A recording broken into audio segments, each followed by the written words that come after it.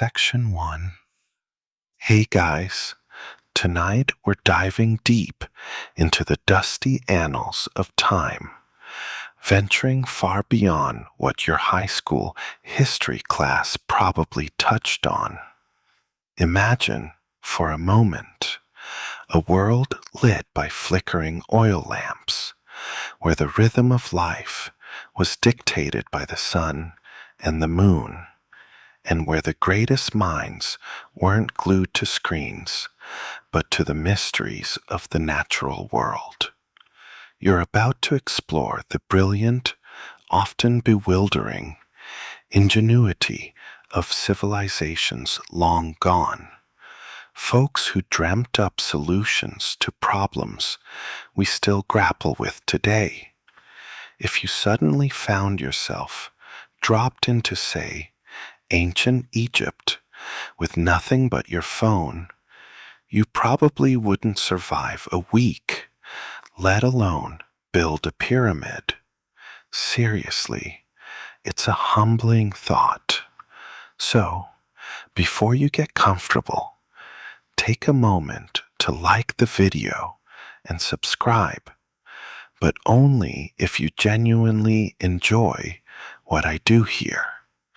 And hey, let me know in the comments where you're listening from and what time it is for you right now.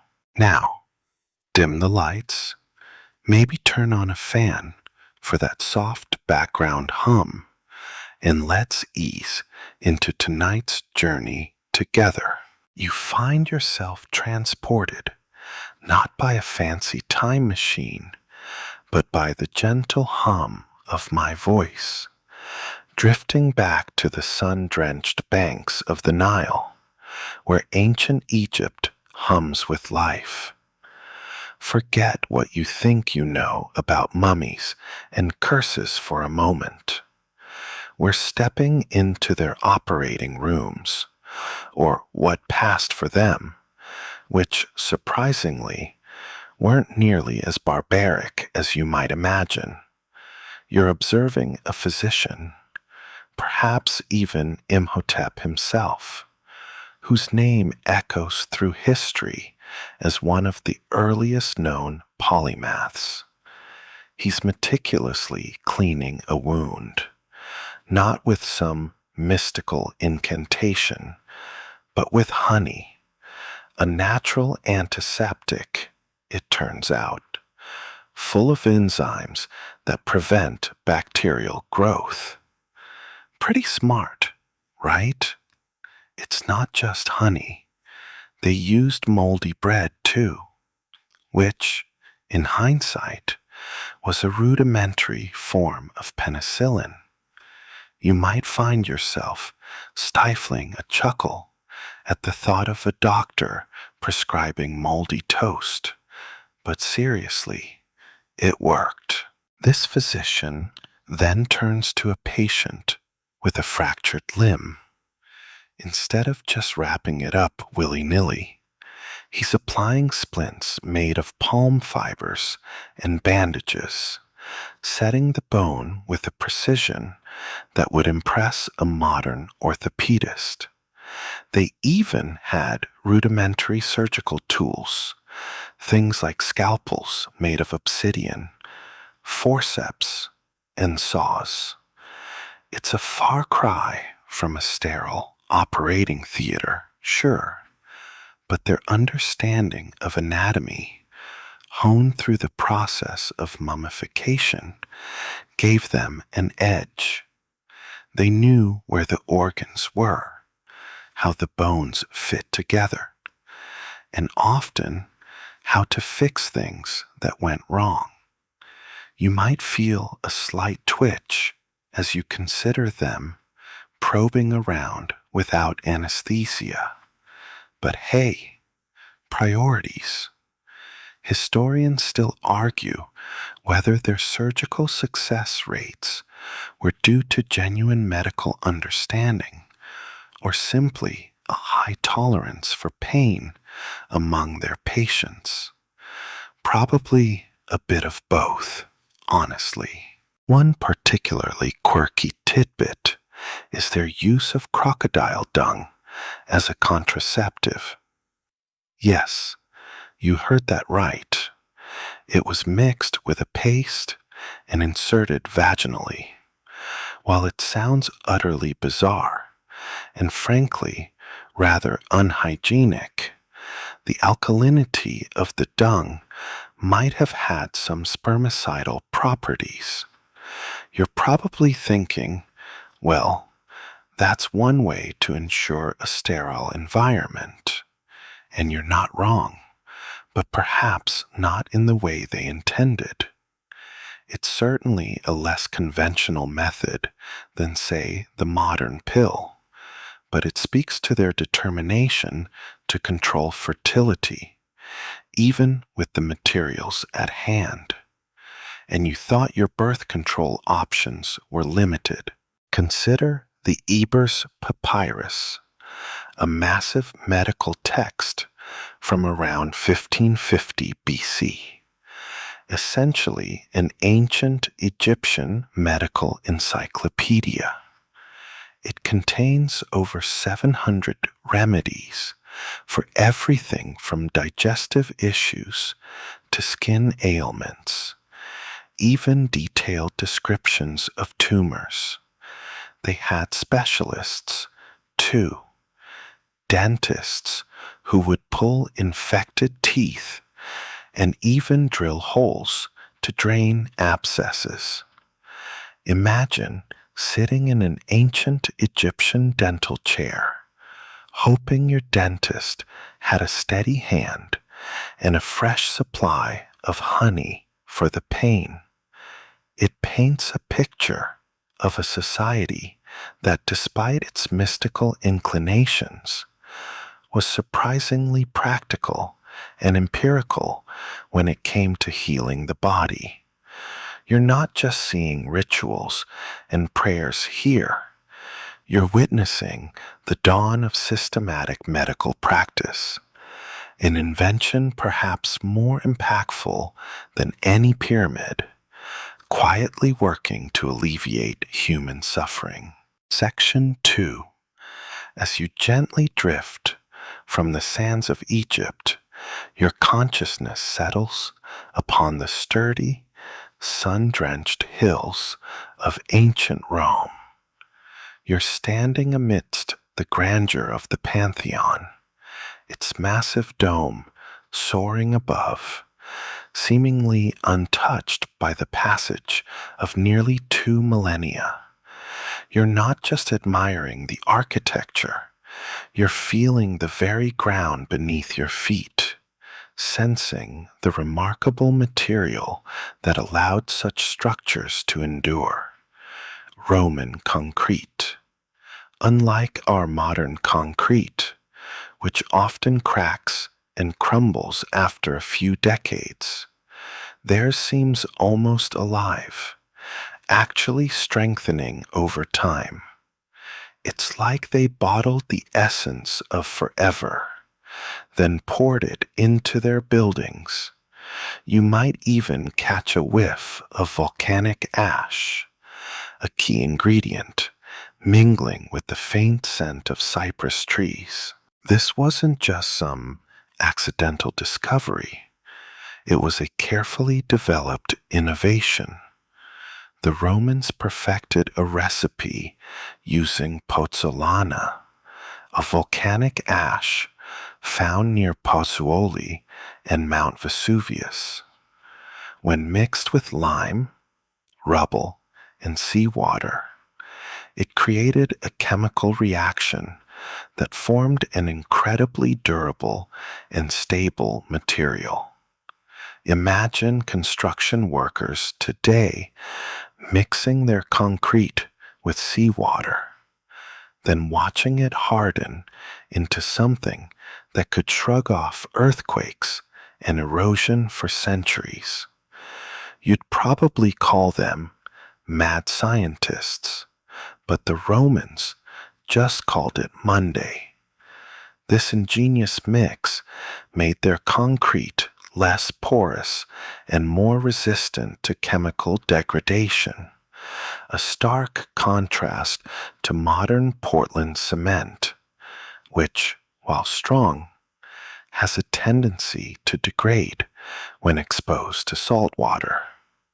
Historians still argue whether the precise ratios were codified in some secret scroll, or if it was more of an empirical trial and error process passed down through generations of master builders. It was probably a bit of both, a blend of accumulated wisdom and practical experimentation. Think about the sheer scale of their ambition. The Roman aqueducts, for instance, stretched for hundreds of miles, bringing fresh water to their sprawling cities, all thanks to this super concrete. You can practically hear the water rushing through those ancient channels as you ponder their complexity. And the Colosseums, those colossal arenas designed to host gladiatorial contests and theatrical spectacles, still stand today, testament to the material's incredible resilience. You might even imagine the roar of the crowd echoing faintly as you consider the sheer volume of concrete poured into those structures. It's enough to make you wonder if they had some secret ingredient that made their laborers work faster.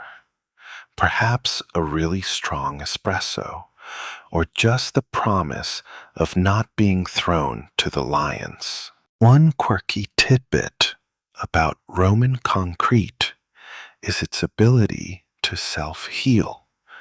Researchers have found that some Roman concrete structures contain small, unreacted bits of lime that, when cracks form and water seeps in, react to create new calcium carbonate, effectively patching themselves up. It's like their buildings had a built-in repair crew, always on duty. You can almost picture tiny Roman masons diligently filling cracks from within. This incredible property contributes significantly to its longevity, far surpassing what we achieve with our modern mixes. We're still trying to figure out how to replicate this self-healing trick consistently, proof that sometimes the old ways really are the best ways. One quirky tidbit about Roman concrete is its ability to self-heal. Researchers have found that some Roman concrete structures contain small, unreacted bits of lime that, when cracks form and water seeps in, react to create new calcium carbonate, effectively patching themselves up. It's like their buildings had a built-in repair crew, always on duty. You can almost picture tiny Roman masons diligently filling cracks from within. This incredible property contributes significantly to its longevity, far surpassing what we achieve with our modern mixes.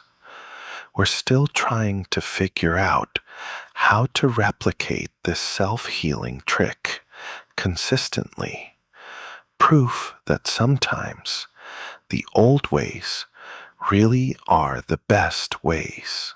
Imagine, if you will, being a guest at a Dionysian festival, and suddenly a mechanical bird begins to sing, flapping its wings, or a hydraulic statue pours wine into your cup. This wasn't magic. It was the sophisticated artistry of Greek automata. Hero of Alexandria, a brilliant engineer from the 1st century AD, described numerous such devices in his treatise Pneumatica. You can almost see him sketching out designs, a mischievous glint in his eye as he considers how to surprise and delight with his creations. These weren't just toys. They demonstrated principles of mechanics, pneumatics, and hydraulics that wouldn't be fully understood or widely applied again for centuries. You might find yourself thinking, wait, they had that back then? Imagine, if you will, being a guest at a Dionysian festival, and suddenly a mechanical bird begins to sing, flapping its wings, or a hydraulic statue pours wine into your cup. This wasn't magic. It was the sophisticated artistry of Greek automata. Hero of Alexandria, a brilliant engineer from the 1st century AD, described numerous such devices in his treatise Pneumatica. You can almost see him sketching out designs, a mischievous glint in his eye as he considers how to surprise and delight with his creations. These weren't just toys. They demonstrated principles of mechanics, pneumatics, and hydraulics that wouldn't be fully understood or widely applied again for centuries. You might find yourself thinking, wait, they had that back then? Then there's Archytas of Tarentum, a Pythagorean philosopher, mathematician, and statesman from the 4th century BC. He's credited with inventing a mechanical wooden dove, said to be capable of flight, propelled by steam or compressed air.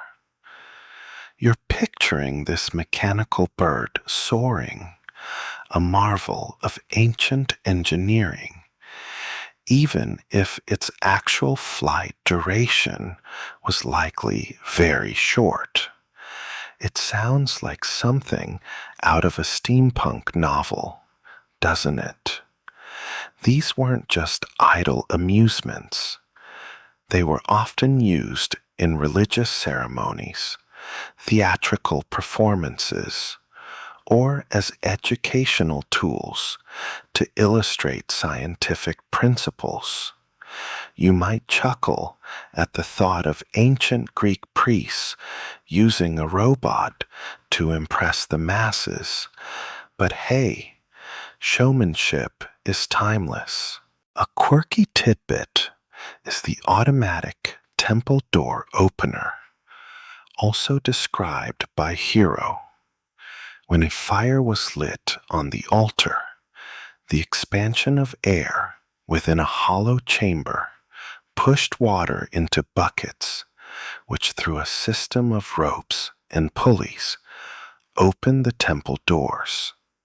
As the fire died, the air cooled, the water drained, and the doors slowly closed.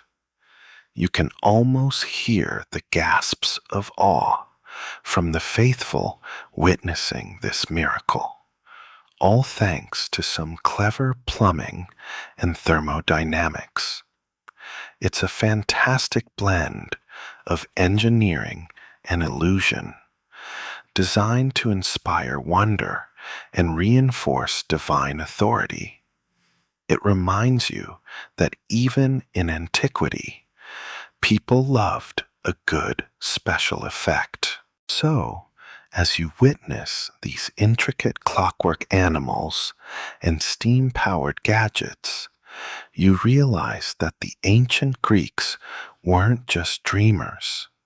They were builders, engineers, and inventors who laid the groundwork for automation. You're left with a profound appreciation for their curiosity and their boundless ingenuity, forever pushing the boundaries of what was mechanically possible, even if some of their most astonishing creations were perhaps forgotten for a time. So, as you witness these intricate clockwork animals and steam-powered gadgets, you realize that the ancient Greeks weren't just dreamers. They were builders, engineers, and inventors who laid the groundwork for automation.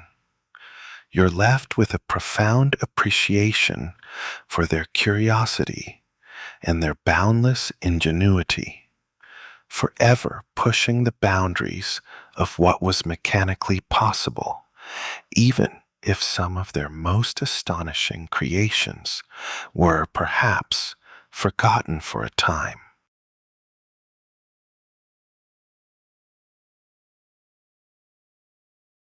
Section 4. Leaving the mechanical wonders of Greece behind, your journey now takes you eastward to the Fertile Crescent between the Tigris and Euphrates rivers, ancient Mesopotamia. This land, often called the cradle of civilization, wasn't just where writing and cities first emerged. It was also a place where the night sky held profound meaning, and ingenious instruments were born from that fascination. You're standing on a flat rooftop in Ur or Babylon, feeling the cool desert air as the stars begin to emerge, a breathtaking canvas above you. There's a tangible sense of ancient wonder, as if the very air hums with forgotten calculations.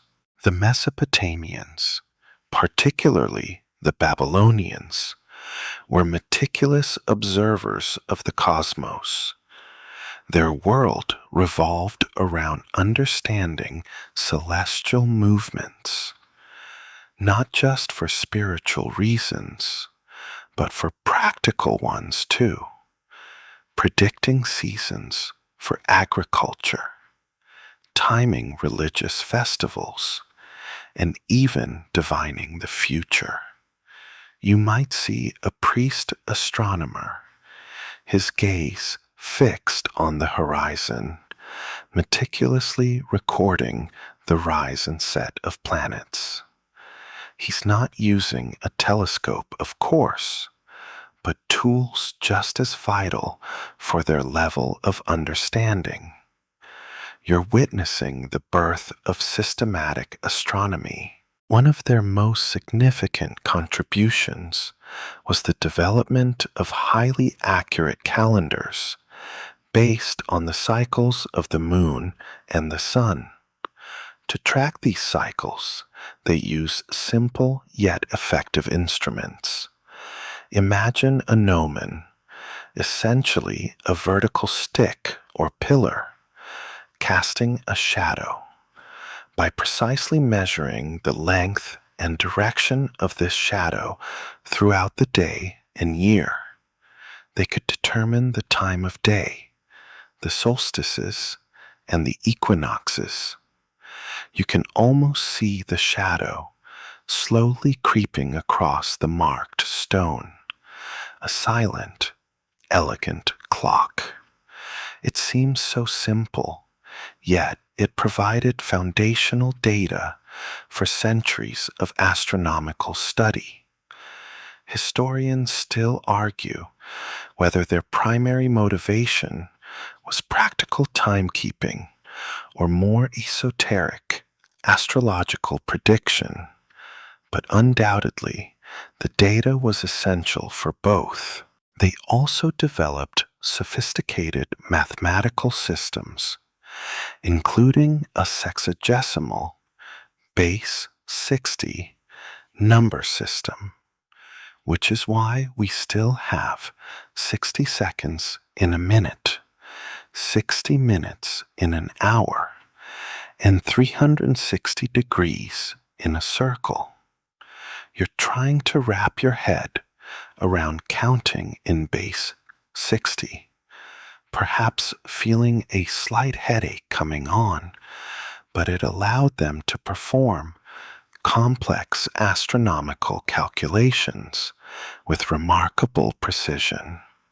This mathematical framework was an invisible invention, just as critical as any physical tool. A quirky tidbit is the Babylonian star clock, or astrolabe.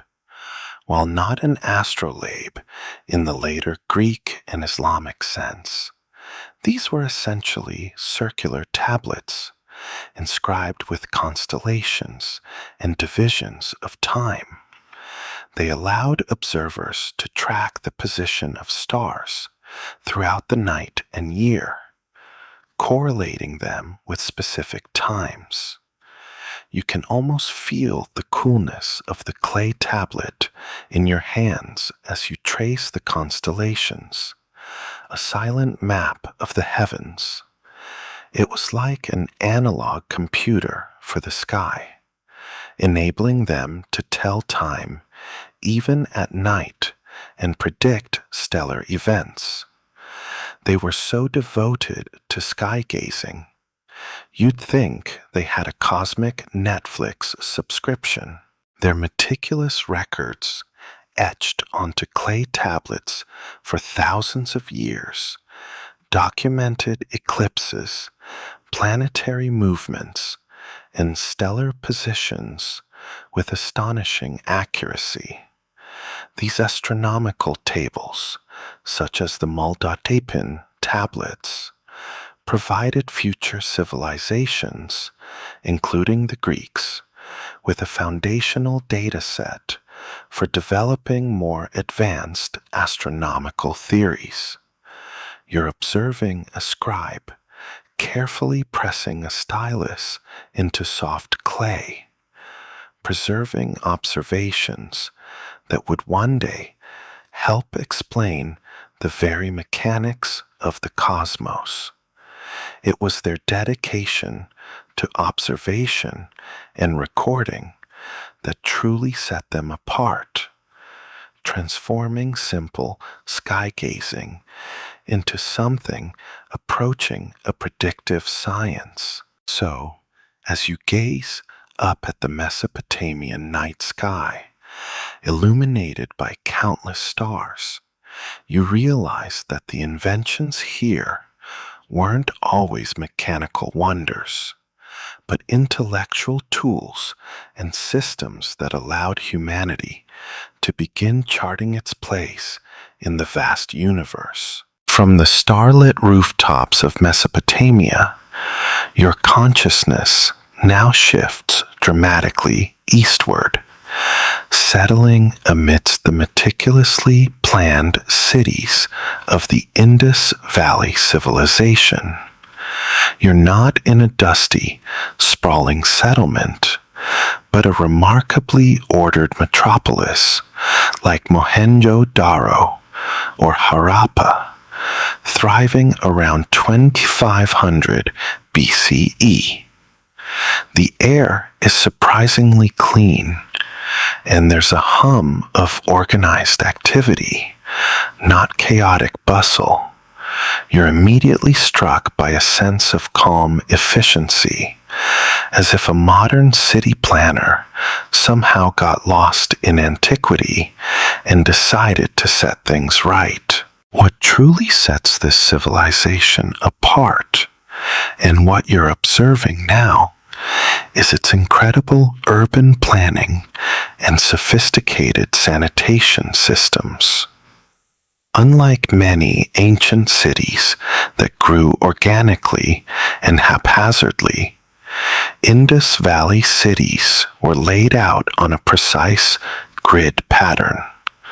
You're walking down wide, straight streets, intersecting at right angles, a blueprint for future city design millennia before anyone else thought of it. It's almost unnerving how modern it feels, despite the ancient setting. This wasn't just good aesthetics. It reflected an advanced understanding of logistics and public health. As you wander through the city, you notice something truly astonishing. Nearly every house, regardless of its size, had its own private bathroom and toilet, connected to an elaborate drainage system. You might even find yourself looking for a flush handle, though you won't find one. Imagine your average ancient Indus Valley resident had better indoor plumbing than many Europeans did in the 18th century. Wastewater flowed through carefully constructed brick-lined channels, often covered, leading out of the city. You can almost hear the gentle trickle of water within the hidden pipes, a testament to their engineering prowess. This wasn't just a quirky luxury. It was a fundamental public health innovation, drastically reducing disease. Historians still argue whether this widespread sanitation points to a strong centralized government or a highly communal society focused on collective well-being. Perhaps it was a unique blend of both. Then there's the Great Bath of Mohenjo-Daro, a massive watertight pool constructed with finely fitted bricks and a natural tar sealant. You're standing by its edge, marveling at its construction, used probably for ritual bathing or communal purification. It's not just a large puddle. It's a feat of hydraulic engineering, designed to be filled and drained efficiently. You can almost hear the echoes of ancient ceremonies, the splashes and hushed murmurs around this monumental public facility. They even had systems for collecting rainwater, demonstrating a foresight in water management that we're still striving for today. A particularly quirky tidbit is their standardization. From the bricks used in construction, all uniform in size, suggesting a centralized authority, or at least a widely shared building code. To their weights and measures, the Indus Valley people valued consistency. You might see a merchant weighing grains using a set of highly precise cubical weights made of chert, each one perfectly calibrated. This level of standardization implies a complex economic system and a sophisticated understanding of mathematics. It's like they invented quality control without even knowing it, making sure everything was just so. You'd think they were obsessed with perfection, which, given their surviving structures, might just be true.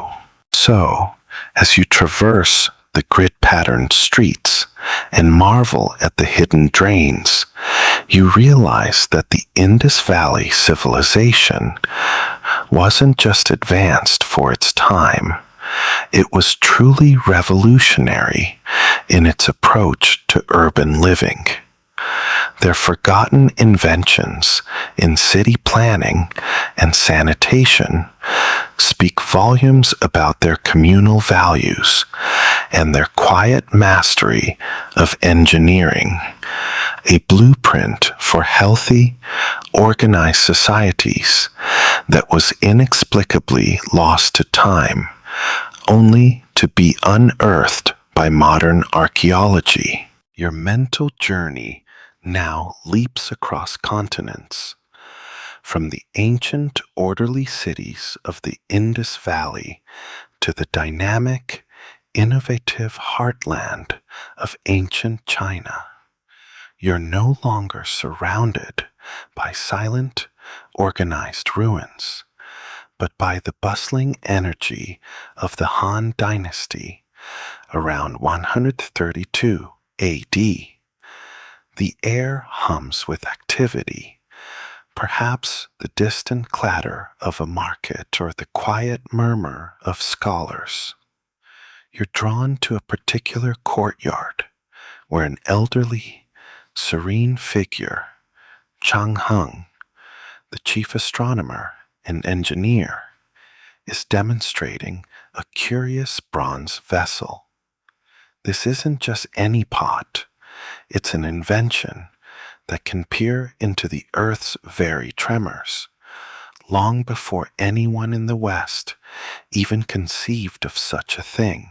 You're observing the world's first known seismograph, or earthquake weathercock, as it was sometimes called. It's a large, ornate bronze urn, about 6 feet in diameter, adorned with 8 dragon heads, each clutching a bronze ball in its mouth. Below each dragon, a bronze toad sits with its mouth open, ready to receive a falling ball. It looks more like an elaborate piece of art than a scientific instrument, yet its purpose is profoundly practical. You're holding your breath, wondering how such a device could possibly work without electricity or complex mechanics. The genius of Zhang Heng's seismograph lay in its internal mechanism. While the precise details of the internal pendulum or suspended weight system have been lost to time, the principle is understood. A slight tremor would cause the internal pendulum to swing, activating a lever system. This would trigger one of the dragon heads to release its bronze ball, which would then fall into the mouth of the toad directly below, producing a distinct sound. The direction of the falling ball indicated the direction of the earthquake's epicenter.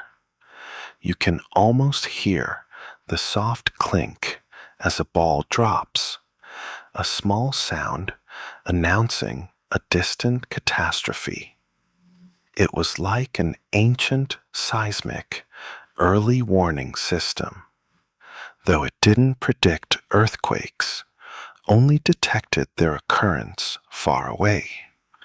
Historians still argue about the exact internal mechanics, with some suggesting a heavy inverted pendulum and others a vertical seismoscope.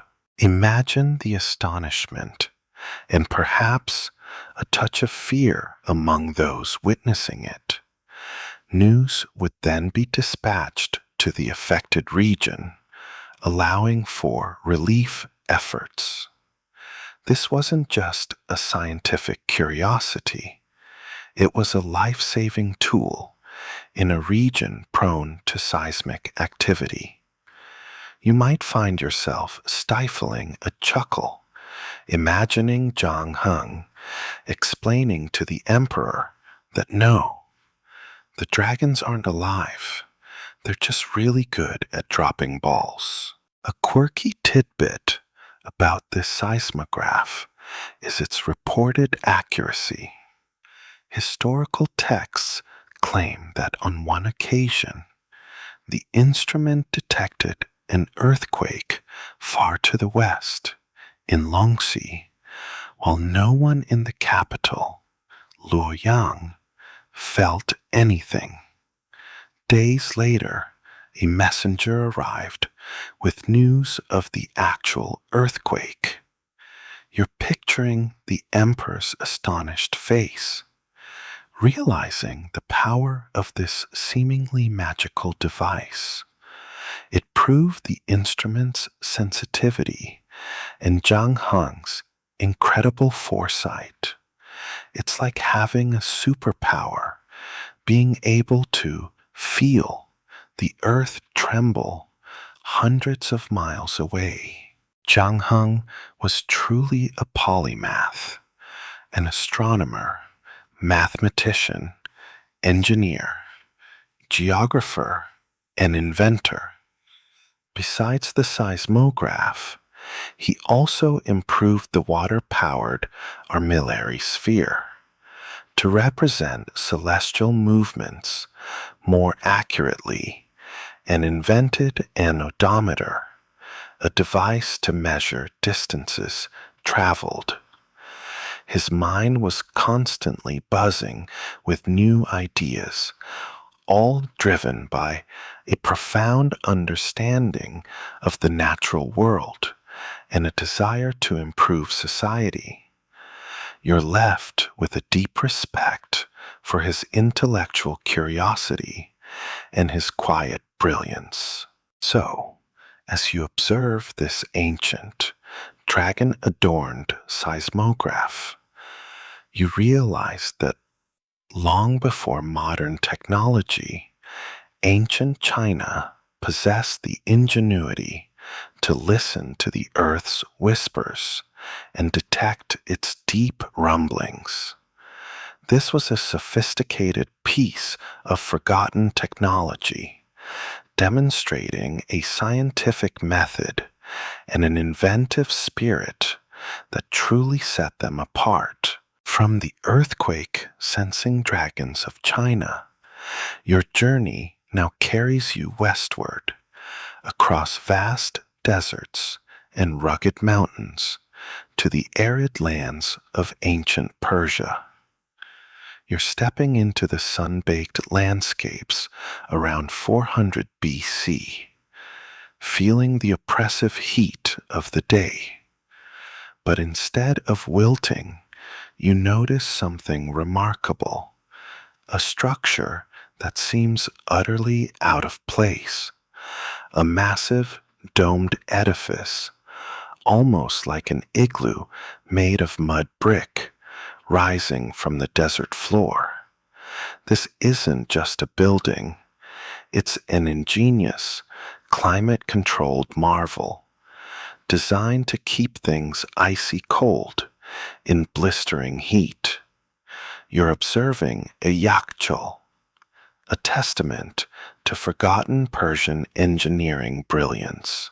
Imagine living in a place where summer temperatures routinely soared well above 40 degrees Celsius, 104 Fahrenheit, yet having access to ice to cool your drinks, preserve your food, or even make delicious frozen desserts. That's precisely what the ancient Persians achieved with these magnificent structures. You might feel a whisper of cool air escaping from a small opening as you approach, a shocking contrast to the outside world. It's like finding a refrigerator in the middle of a scorching desert, only much, much larger and built by hand centuries ago. The yakchal, meaning ice pit, was more than just a storage facility. It was a sophisticated, passive cooling system. Its design was brilliantly simple, yet incredibly effective. The structure typically consisted of a large, conical, or domed above-ground part and a deep subterranean storage pit. During the cool winter months, water was channeled from qanats, underground aqueducts, another incredible Persian invention, or collected from mountain runoff into shallow, shaded basins near the Yakchal. The clear, cold desert nights, often dipping below freezing, would naturally freeze this water. You can almost see the thin sheets of ice forming under the moonlit sky, a natural, energy-free process. The ice, once formed, was then broken up and stored in the deep pit of the Yakchal. The thick, insulated walls, up to 2 meters thick at the base, made of a special mortar called saruj, a mixture of sand, clay, egg whites, lime, ash, and goat hair, which made it highly resistant to heat transfer, kept the summer heat out. A tall, conical shape helped shade the dome from the sun's most direct rays and also acted as a natural vent. Any warm air that seeped in would rise and escape through an opening at the top, creating a constant, albeit slow, circulation of cool air within the pit. You're feeling the temperature drop noticeably as you descend into its depths, a remarkable feat of ancient air conditioning. Historians still argue about the exact composition of saruj and how widely its specific recipe was known or kept as a secret by master builders. A quirky tidbit is that some yakchals were also integrated with wind catchers, badgers, another Persian architectural innovation. These tower-like structures would capture prevailing winds and funnel them down into the yakchal, further ventilating and cooling the ice chamber.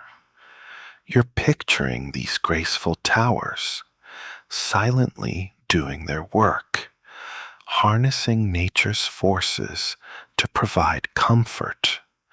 It's a testament to their deep understanding of local climate and materials, turning the desert's extremes into an advantage. You might even find yourself wishing your own home had such ingenious passive cooling. So, as you stand inside one of these ancient desert refrigerators, you realize that the Persians weren't just masters of empire. They were masters of environmental engineering. The yakchal is a powerful example of sustainable technology, an invention that harnessed natural principles to create comfort and preserve resources in one of the world's harshest climates, a testament to forgotten wisdom. Leaving the ingenious ice houses of Persia, your journey now takes a dramatic leap across the Atlantic, landing in the lush, verdant rainforests and highlands of Mesoamerica. You're standing amidst the towering pyramids and intricately carved stelae of the ancient Maya civilization, somewhere between 250 and 900 AD.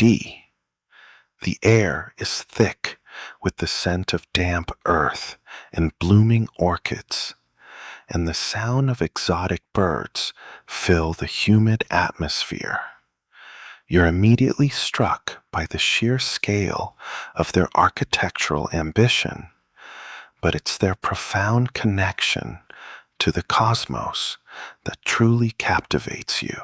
The Maya were not just builders. They were master astronomers and mathematicians, driven by an insatiable curiosity about the cycles of the heavens. You're standing at the foot of El Caracol, the observatory at Chichen Itza, a circular tower with narrow slits and windows carefully aligned to celestial events. You can almost see ancient Maya priests, their elaborate headdresses adorned with jade, peering through these apertures, tracking the movements of Venus, Mars, and other celestial bodies with astonishing precision.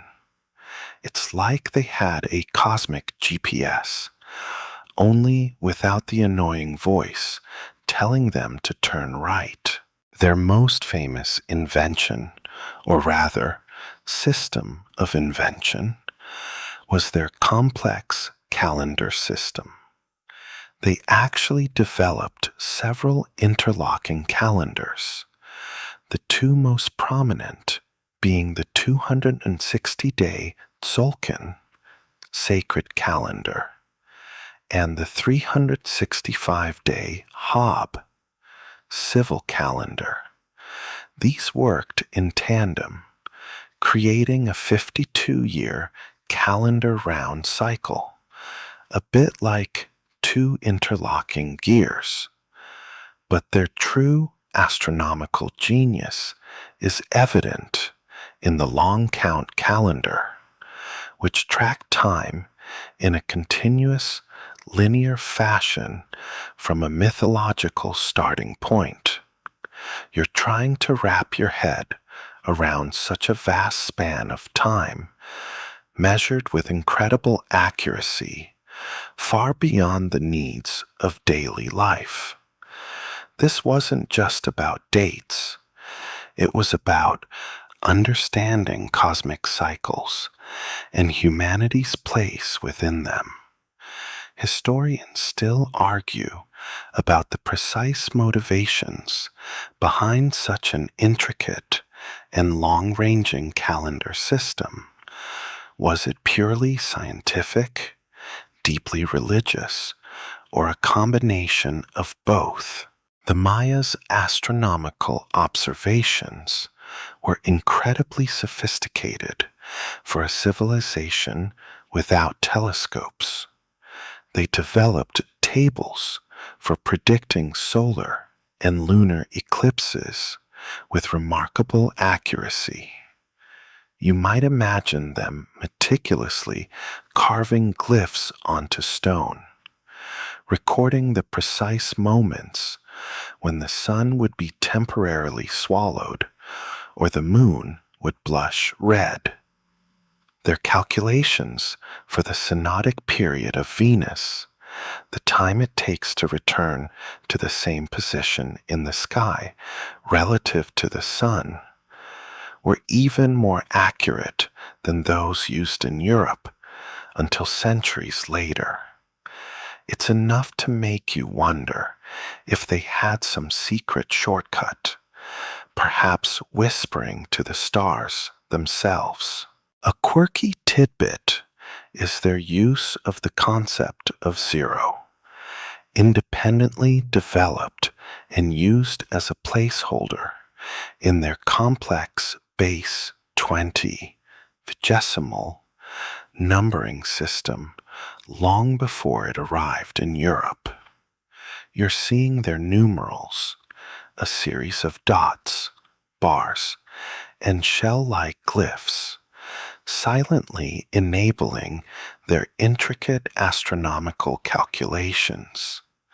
This mathematical innovation was absolutely crucial for their advanced calendrics and astronomical predictions. It's like they had a secret key to unlock the universe's equations, allowing them to map time and space with uncanny foresight. You'd think they'd patent it, but that wasn't really their style. So, as you stand beneath the watchful gaze of Maya observatories, you realize that their inventions were not always physical machines, but complex systems of knowledge, deeply intertwined with their worldview. Their calendrical precision and astronomical insight represent a profound intellectual achievement, a testament to a forgotten mastery of time and the cosmos. From the celestial calculations of the Maya, your journey now transports you high into the rugged, breathtaking Andes Mountains of South America, into the heartland of the vast Inca Empire. You're enveloped by crisp, thin mountain air, the scent of quinoa and llamas, and the quiet majesty of ancient stone cities clinging to mountain slopes.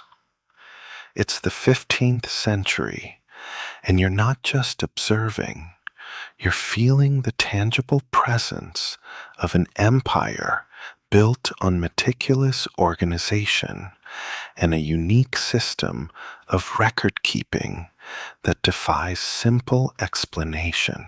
The Inca, unlike many great empires, never developed a written language in the traditional sense, at least not one we recognize as phonetic script.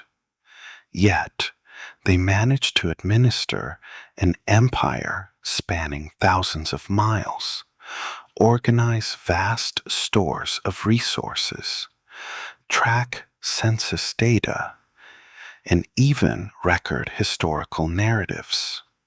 How, you ask? Through their astonishingly complex and beautiful system of knotted cords known as Quipu. You're looking at a collection of these Quipu hanging from a crossbeam, a silent library of numerical and perhaps even narrative data. It looks like an intricate piece of macrame, but it holds the secrets of an empire. A quipu is typically composed of a main horizontal cord from which numerous pendant cords hang. Subsidiary cords can also hang from the pendant cords, and so on. The information is encoded in the type of knot used, single, long, or figure eight, the position of the knots on the cord, the color of the cords, and the way they are plied. You're trying to decipher the meaning just by looking, but it's like trying to read a book written in a language of tangles and twists. Each knot or series of knots represents a numerical value, often in a base 10 system, but some quipu seem to hold non-numerical information, which is where the real mystery lies. Historians still argue intensely about whether narrative quipu truly existed, or if all quipu were primarily mnemonic devices for numerical data and lists. Imagine an Inca Quipu Kamayuk, Quipu master, his fingers deftly tying and untying knots, interpreting complex data. He's not just counting llamas or bags of potatoes. He's recalling historical events, legal codes, or astronomical observations from these seemingly simple chords. It's like a three-dimensional spreadsheet or database, predating modern computing by centuries, built entirely of natural fibers. You might even find yourself wishing you had a quipu to organize your own life, though learning to read it would probably require years of apprenticeship. One particularly quirky tidbit is the ongoing scholarly debate about whether some Quipu actually recorded phonetic or logographic information, effectively functioning as a form of writing. While the numerical Quipu are well understood, the narrative Quipu remain largely undeciphered, tantalizing historians and linguists alike. If proven, it would revolutionize our understanding of pre-Columbian communication.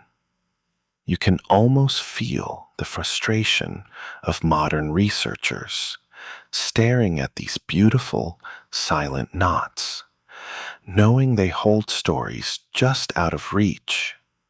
It's like finding a book, but not knowing the alphabet.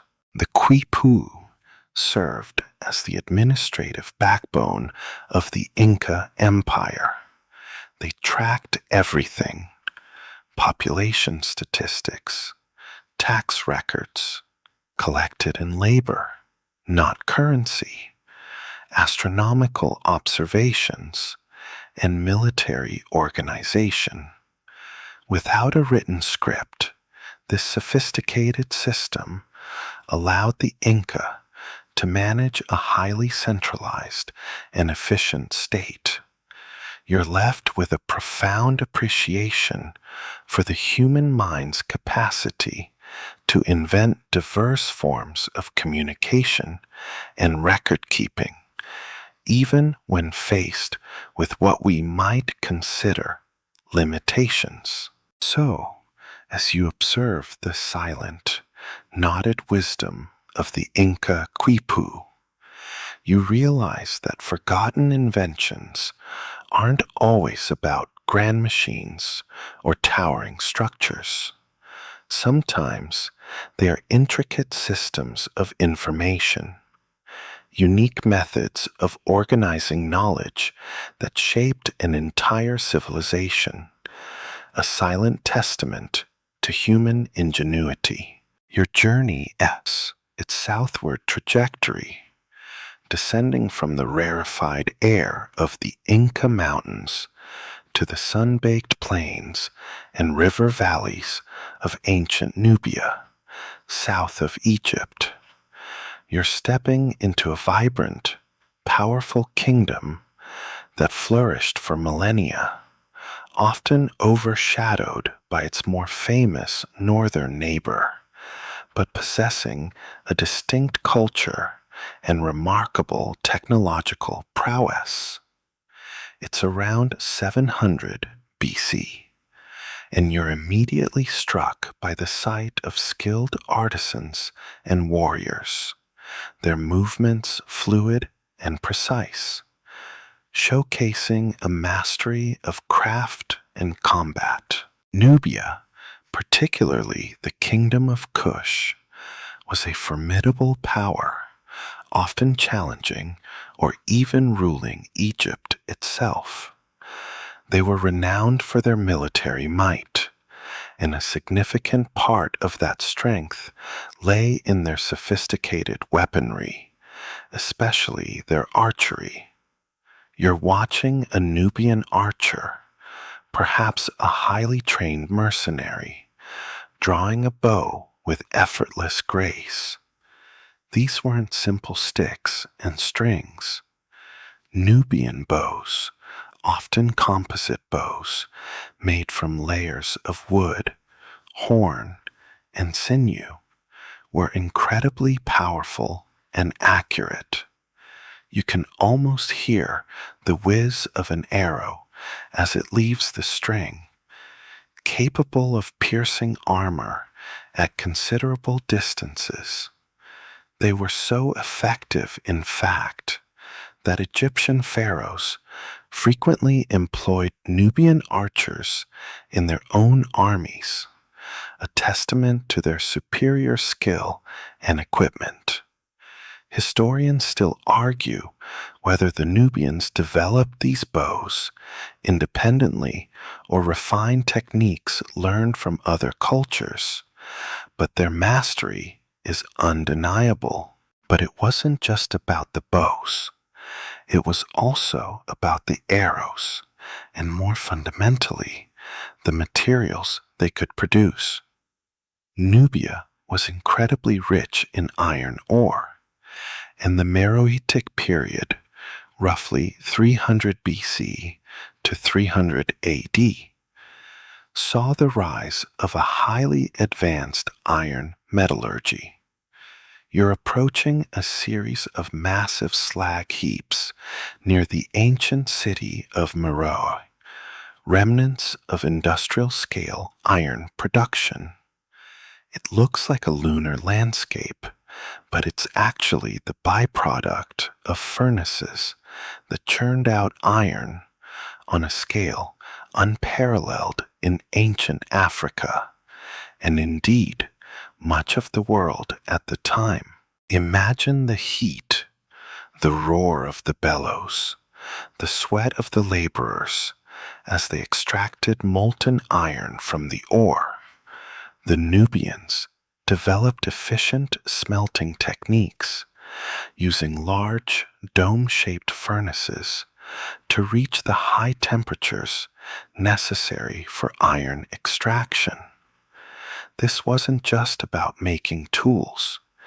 It was about creating stronger weapons, more durable agricultural implements, and intricate ornaments.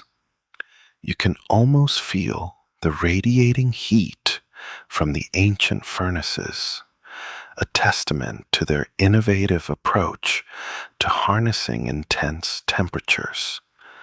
This mastery of iron gave them a significant technological advantage, allowing them to forge their own destiny. A quirky tidbit is the sheer scale of the Meroitic iron industry. Some scholars even propose that Meroe might have been one of the earliest major industrial centers for iron production in Africa, leading some to call it the Birmingham of Africa. You're picturing an ancient industrial revolution unfolding in the desert, centuries before Europe's own. While the exact methods for producing steel, a stronger alloy of iron, are still debated, their ability to produce large quantities of high-quality iron was undisputed. It's like they had a secret recipe for metal, forging their way to power. So, as you observe the skilled archers and the remnants of massive iron furnaces, you realize that ancient Nubia was a hub of forgotten innovation, particularly in the fields of weaponry and metallurgy. Their powerful bows and their pioneering iron industry allowed them to carve out a dominant place in the ancient world, a testament to their ingenuity and resilience. From the sun-baked ironworks of Nubia, your journey now carries you northward, across the Mediterranean and into the misty, forested lands of ancient Europe. You're stepping into the Iron Age realms of the Celts, roughly from 800 BC to 100 AD.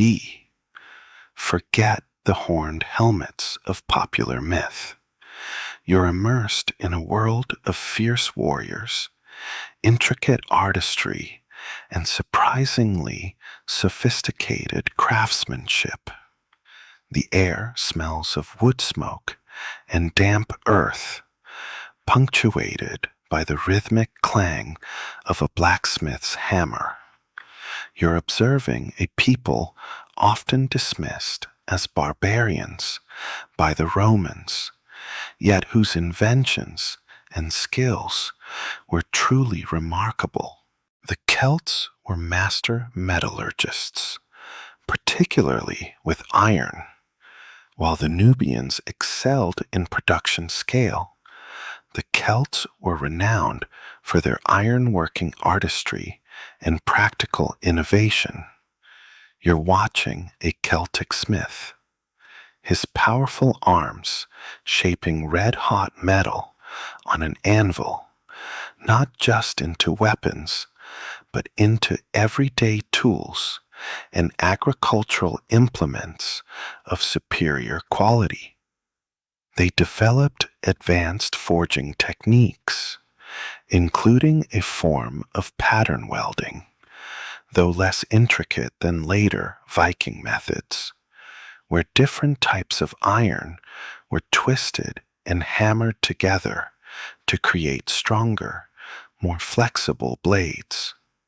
You can almost see the shimmering patterns in the metal as it's worked, a blend of strength and beauty. This allowed them to produce durable swords, spearheads, and especially agricultural tools like plows and scythes that significantly improved farming efficiency. Beyond metallurgy, the Celts were also skilled engineers. You might observe the construction force of a hill fort, a massive defensive structure built by shaping natural hillsides with ditches, ramparts, and palisades. These weren't just simple mounds. They were complex fortifications, often with multiple layers of defense, demonstrating an understanding of strategic defense and earthwork engineering. You're standing atop one such fort, feeling the wind whip around you, surveying the vast landscape below, and appreciating the sheer effort involved in moving countless tons of earth. Historians still argue about the primary purpose of some of the larger hill forts. Were they purely defensive, or also centers for trade and administration? A particularly quirky tidbit is their invention of the iron tire for wheels. Before the Celts, wheels were often made entirely of wood, making them prone to wear and splintering. By fitting an iron band around the wooden rim of their cart and chariot wheels, the Celts dramatically increase their durability and longevity. You can almost hear the rumble of a Celtic chariot, its ironclad wheels smoothly traversing the rough terrain. This seemingly simple innovation was a game changer for transportation, making trade and travel more efficient. It's like they invented the concept of heavy-duty wheels long before anyone else. You might even find yourself wishing your car tires were made with such enduring, ancient technology. Their artistry was also intertwined with their practicality. The intricate designs on their metalwork, jewelry, and even their pottery weren't just decorative. They often incorporated symbols and patterns that held deeper cultural or religious meaning. You're seeing spirals, interlacing patterns, and stylized animal forms, all crafted with incredible precision.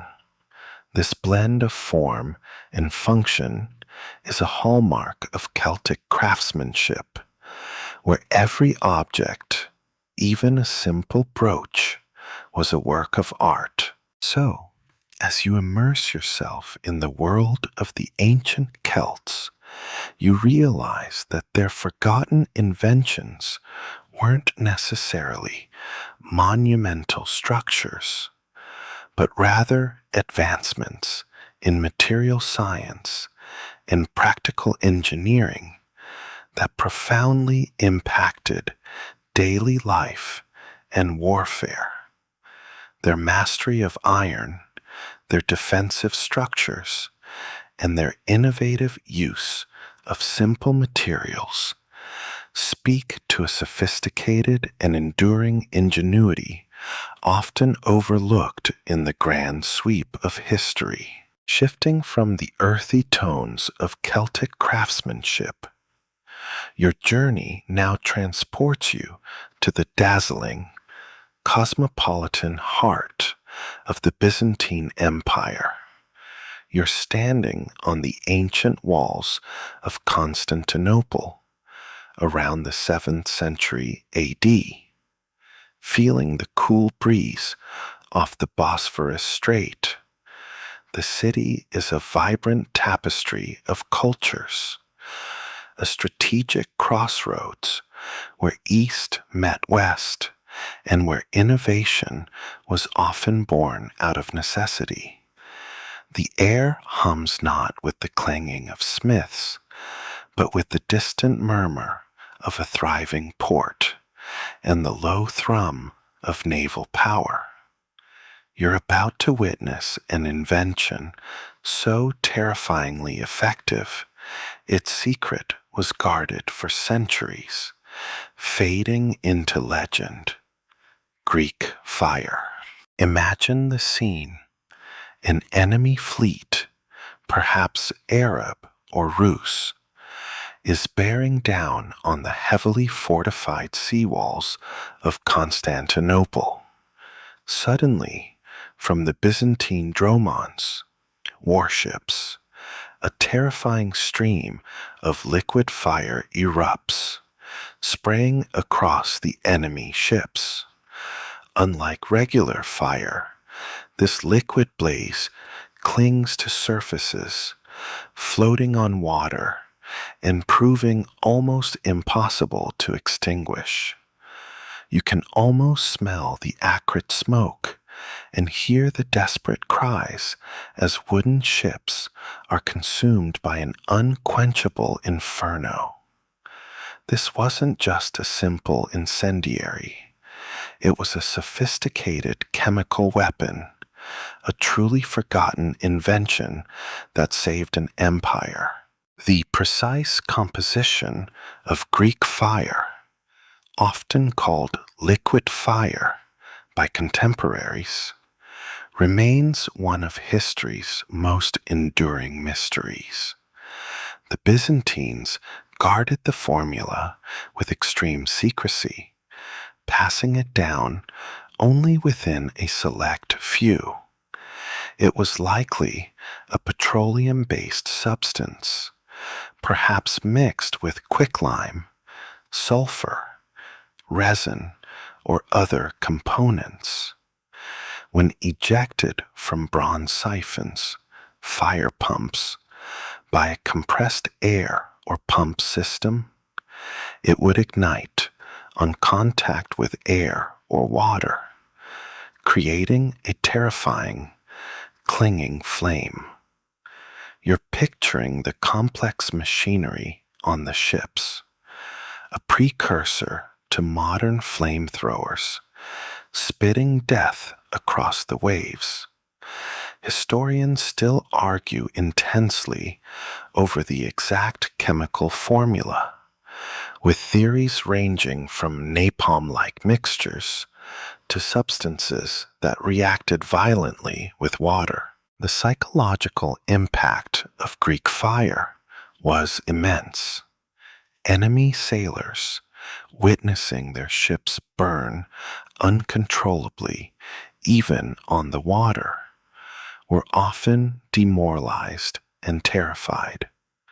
It gave the Byzantine navy a distinct advantage, playing a crucial role in repelling numerous sieges and attacks on Constantinople, particularly during the Arab sieges of 674 to 678 and 718 AD. You can almost feel the relief of the city's defenders as the enemy fleet retreated, defeated not by arrows or spears, but by an unseen chemical force. It's like they had a magic potion that made fire dance on water, and you're thinking, why didn't I think of that?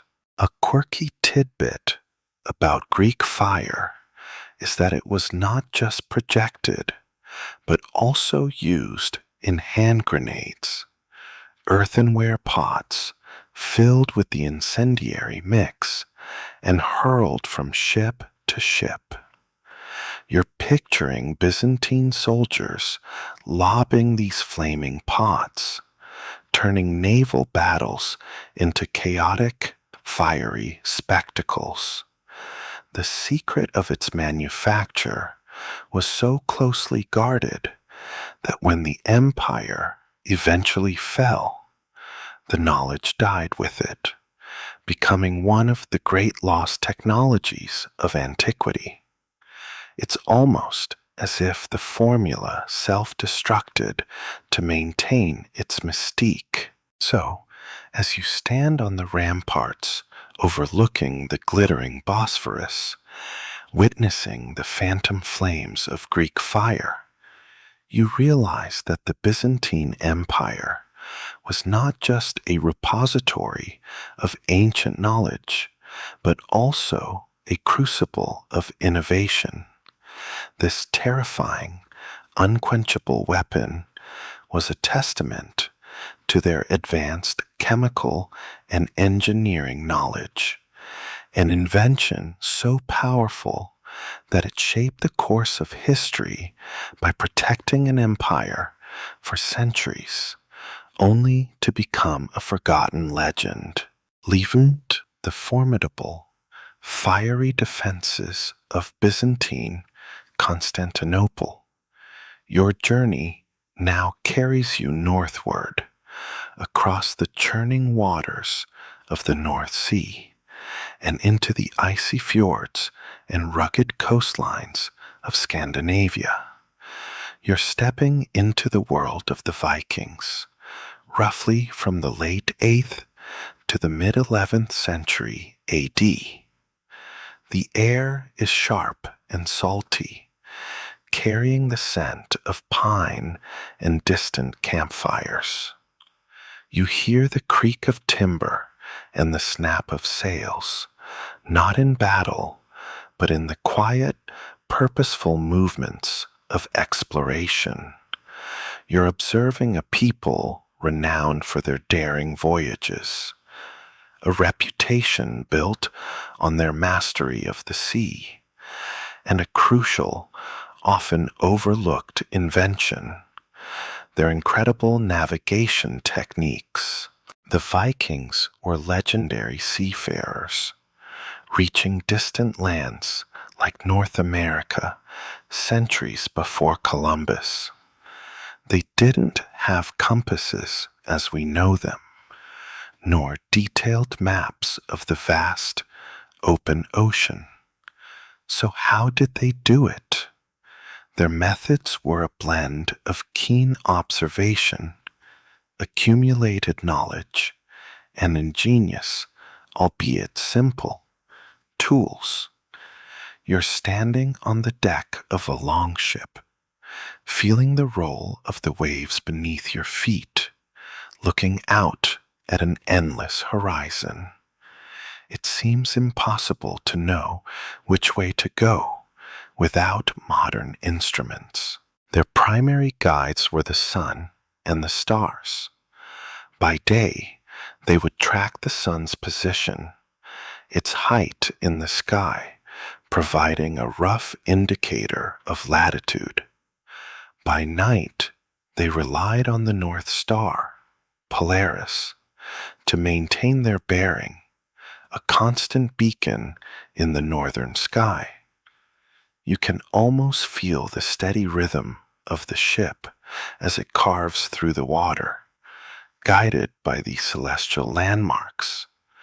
But what about when the sky was overcast, a common occurrence in the notoriously cloudy North Atlantic?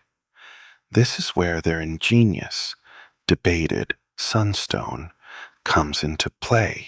The sunstone, or solar stein, is a fascinating and somewhat quirky tidbit of Viking lore and archaeological hypothesis. Mentioned in Icelandic sagas, it's believed to have been a type of crystal, perhaps cordierite or Iceland spar, which possesses polarizing properties. You're imagining a Viking navigator holding up a crystal to the overcast sky. Even on a cloudy day, polarized light from the sun's position would pass through the crystal, causing it to appear bright or dark, depending on its orientation, allowing the navigator to locate the hidden sun. It's like they had a natural, organic GPS, or perhaps a proto-Polaroid filter for finding the sun. Historians still argue intensely whether the sunstone was a widespread, practical tool, or more of a rare, specialized instrument, and which specific mineral was most commonly used. Beyond celestial navigation, the Vikings were also expert natural navigators. They paid meticulous attention to sea currents, wave patterns, wind direction, and the flight paths of birds. You're watching a navigator release a raven, then observe which direction it flies. If it flies out to sea, land is not near. If it flies back, land is in that direction. It sounds almost poetic, using nature's own compass to guide their way. They also had remarkable knowledge of the sounds and smells associated with different land masses, using all their senses to orient themselves. It's enough to make you wonder if they had superhuman perception or just paid really, really close attention.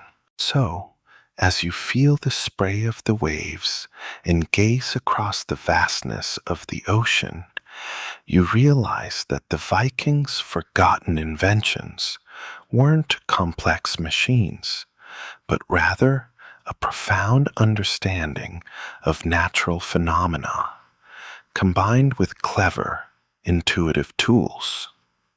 Their mastery of wayfinding allowed them to expand their world, connecting distant lands and leaving an indelible mark on history, a testament to their daring spirit and innovative practical knowledge. From the windswept decks of Viking longships, your journey now transports you across the vast Eurasian landmass to the serene, artistic world of feudal Japan. You're stepping into the Edo period, specifically the 17th to 19th centuries, a time of peace and remarkable cultural flourishing. The air is filled with the scent of cherry blossoms and polished wood, and you hear the gentle chime of intricate mechanisms. You're not observing warriors or grand structures, but the quiet, meticulous artistry of master craftsmen bringing mechanical dolls to life. You're witnessing the ingenious, often whimsical, world of Karakuri Ningyo. Karakuri meaning mechanisms or devices to tease, trick, or take a person by surprise, were sophisticated mechanical dolls or automata. They weren't simply toys, though they certainly brought joy. They were complex creations that showcased advanced clockwork, pneumatic, and hydraulic principles. You're watching a tea-serving karakuri glide across a tatami mat, gracefully carrying a cup of tea to a guest. It pauses, bows slightly, and then, once the tea is taken, turns and returns to its starting position. You're genuinely amazed by its fluid, lifelike movements achieved through a series of cams, levers, and weights. It's like a tiny polite robot from the past, and you might find yourself wishing it served your morning coffee. These intricate devices were broadly categorized. There were butai karakuri, used in theatrical performances, bringing elaborate sets and figures to life. Then there were zashiki karakuri, the smaller, more personal dolls, like the tea-serving one, designed for domestic entertainment. Finally, dashi karakuri were large, often highly complex figures used in religious festivals, adorning floats and performing various actions. You can almost hear the gasps of delight from onlookers as these mechanical wonders performed their routines. The internal mechanisms of karakuri were a testament to Japanese craftsmanship. They often utilized sophisticated wooden gears, springs made from whalebone, and intricate cam systems. The archer boy, Karakuri, for instance, could nock an arrow, raise its bow, and fire it, all through internal clockwork. You're trying to mentally reverse engineer its movements, wondering how many tiny components work in harmony to achieve such precision. This wasn't just about amusement. It was about the applied science of motion and timing. Historians still argue about the extent to which karakuri masters shared their secrets versus keeping them closely guarded within family lineages.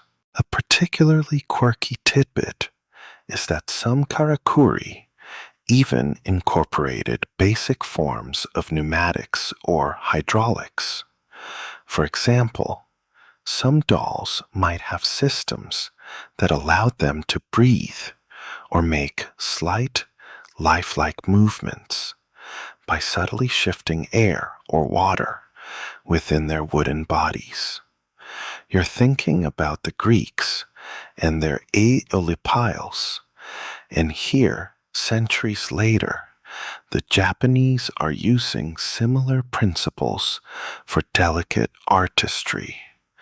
It's a reminder that similar brilliant ideas can emerge independently across different cultures. You might even chuckle at the thought of a doll that inhales before serving tea, just to add to the realism. The legacy of karakuri extends beyond mere entertainment. The principles of precision engineering and automation developed by karakuri masters arguably laid some of the groundwork for Japan's later prowess in clockmaking and, eventually, robotics.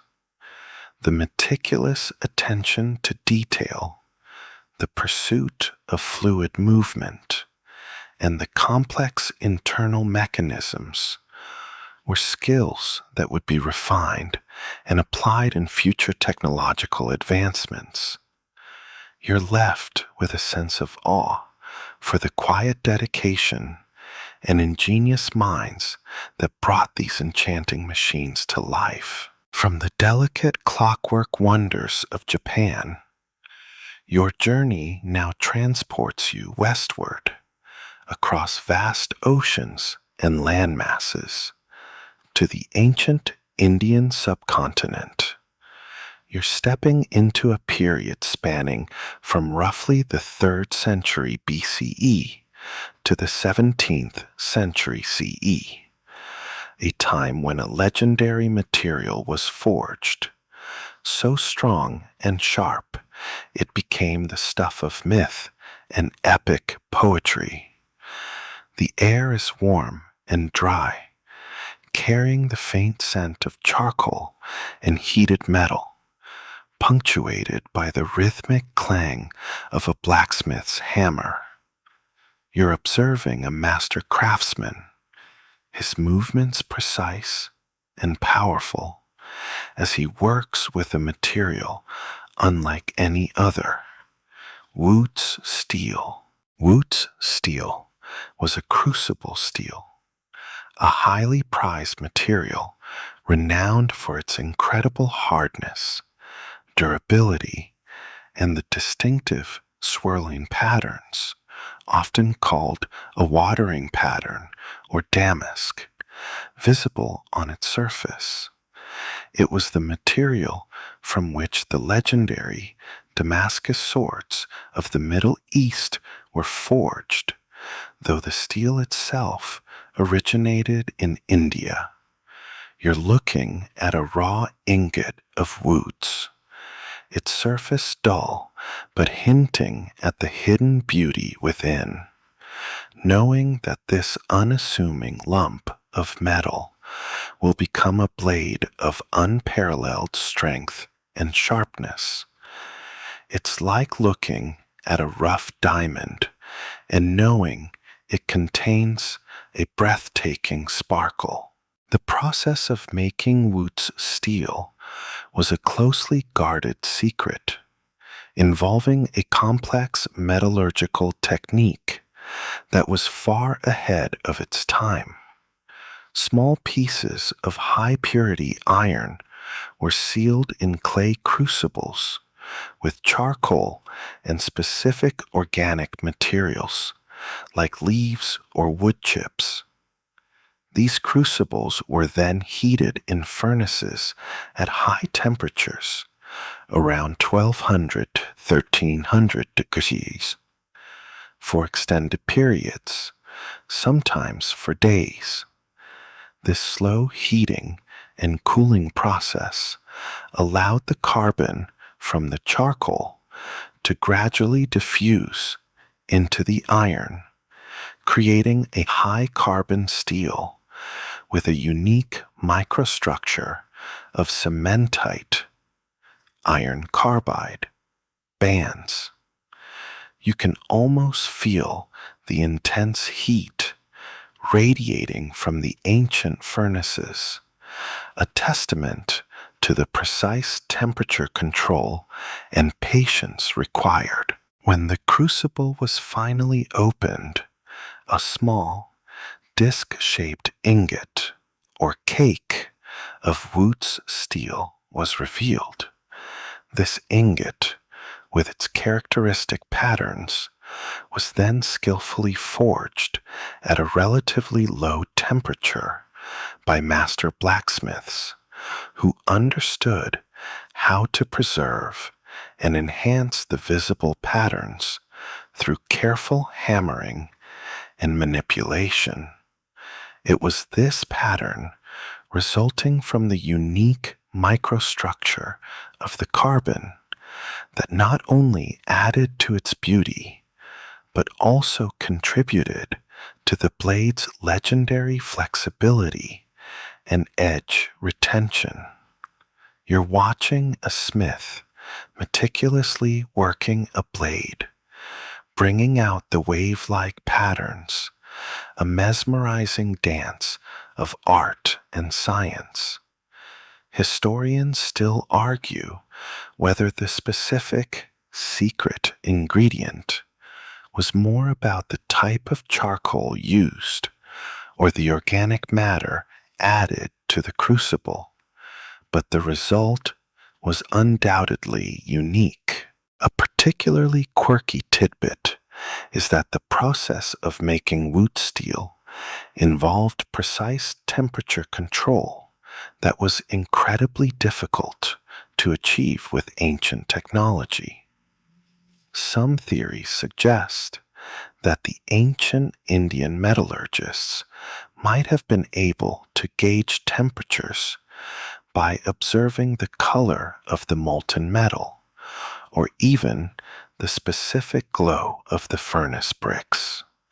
You're imagining a craftsman, his eyes accustomed to the intense glare, knowing exactly when the temperature was just right, a silent, intuitive mastery passed down through generations. It's like they had built-in thermal sensors, far more sensitive than anything we might take for granted today. So, as you observe the creation of Wootz steel, you realize that this forgotten invention wasn't just about making a stronger sword. It was about a profound understanding of material science, a mastery of heat and chemistry that bordered on alchemy.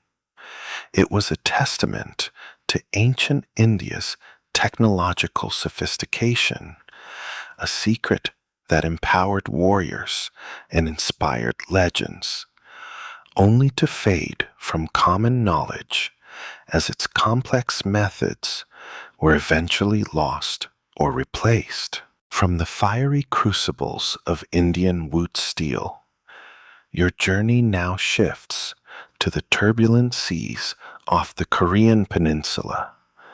You're stepping into the late 16th century, a time of intense naval conflict, as the Joseon dynasty faces repeated invasions from the mighty Japanese navy. The air is tense with anticipation, carrying the scent of salt and fear. You hear the shouts of commanders and the rhythmic creak of timbers, but instead of the sleek, vulnerable ships you might expect, you're gazing upon a truly fearsome and revolutionary vessel, the Gyeobukseon, or turtle ship. Imagine a ship unlike any other, low to the water, with a fully enclosed, spiked deck that resembled a turtle's shell, making it impenetrable to boarding parties. Its bow was often shaped like a dragon's head, which could emit sulfurous smoke to disorient the enemy. You're standing on a dock, watching one of these magnificent, menacing vessels glide silently through the water, its broad, armored back a defiant challenge to any foe. It's like a medieval submarine tank hybrid, and you're thinking, how did they even come up with that? The turtle ship was the brainchild of Admiral Yi Sun-sin, one of Korea's most revered naval commanders. It wasn't just a single invention, but a synthesis of various naval innovations. Its most distinctive feature was its iron-plated, or possibly iron-studded, roof, designed to protect the crew from arrows, musket fire, and boarding attempts. While some historians debate Whether it was fully in-plated or just heavily studded with sharp iron spikes, the effect was the same, an almost impenetrable fortress on the waves.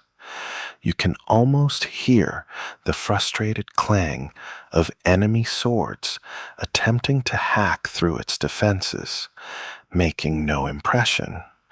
This armored deck was a radical departure from traditional naval warfare. Historians still argue about the exact extent of its iron plating versus the use of heavy, spiked wooden planks, but its effectiveness was undeniable. Beyond its armor, the turtle ship was incredibly maneuverable, thanks to its oar and sail propulsion system, allowing it to move independently of the wind. It was also heavily armed. You're noticing dozens of cannon ports along its sides, ready to unleash a devastating broadside. These ships carried a variety of cannons, including large caliber guns that could inflict severe damage on enemy vessels. They were essentially floating gun platforms designed to ram and devastate the enemy fleet with superior firepower. You can almost feel the concussive blast as a cannon fires, shaking the water around you. A particularly quirky tidbit about the turtle ship is the dragon's head at the bow.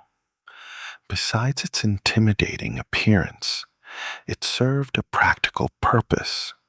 It was equipped to emit smoke, either from a gunpowder mixture or even from burning sulfur, which would obscure the ship and disorient the enemy.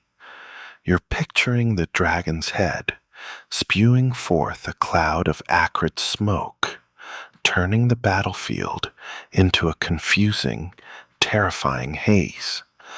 It was a psychological weapon as much as a physical one, adding to the mystique and fear surrounding these formidable vessels. It's like they had a built-in fog machine for naval combat. The turtle ships were instrumental in several decisive victories against the Japanese Navy, particularly during the Imjin War, 1592 to 1598. Their innovative design, combining armor, maneuverability, and powerful artillery, allowed a smaller Korean fleet to repel a much larger invading force. They represented a pinnacle of naval engineering for their time, a forgotten invention that literally saved a nation. From the armored decks of Korean turtle ships, your journey now carries you across the vast, sparkling expanse of the Pacific Ocean. You're stepping into the ancient world of the Polynesian navigators, a period spanning millennia, from roughly 1500 BCE to 1200 CE. The air is warm and humid, scented with salt and distant volcanic islands. You hear the rhythmic lapping of waves against a double-hulled canoe and the whisper of wind in its sail. You're not observing a single invention, but an entire system of knowledge and practical skill so profound it allowed people to intentionally explore and settle nearly every habitable island in the largest ocean on Earth. You're witnessing the mastery of Polynesian wayfinding. Imagine setting out across an ocean larger than all the continents combined, without maps, without compasses, and often without even seeing land for weeks or months. The sheer audacity of it is breathtaking. Yet, the Polynesians did this repeatedly, guided by a complex, multi-sensory understanding of their environment.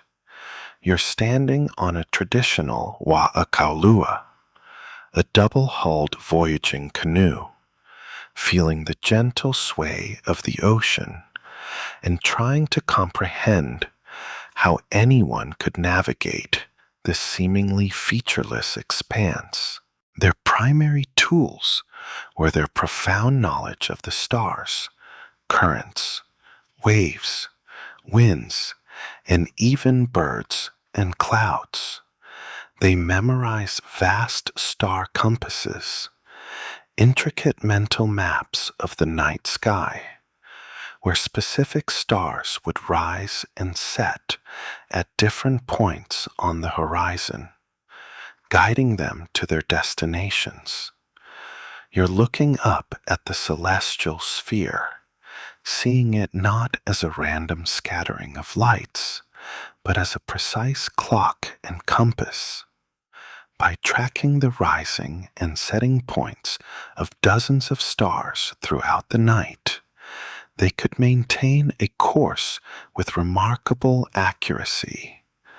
It's like they had an internalized GPS, powered purely by observation and memory.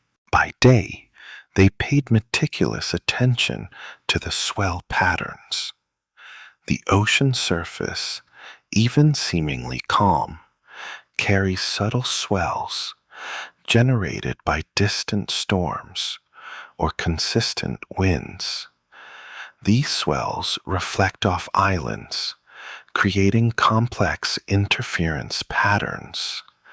A skilled navigator could read these patterns, feeling them through the hull of the canoe, detecting the presence of islands far beyond the visible horizon.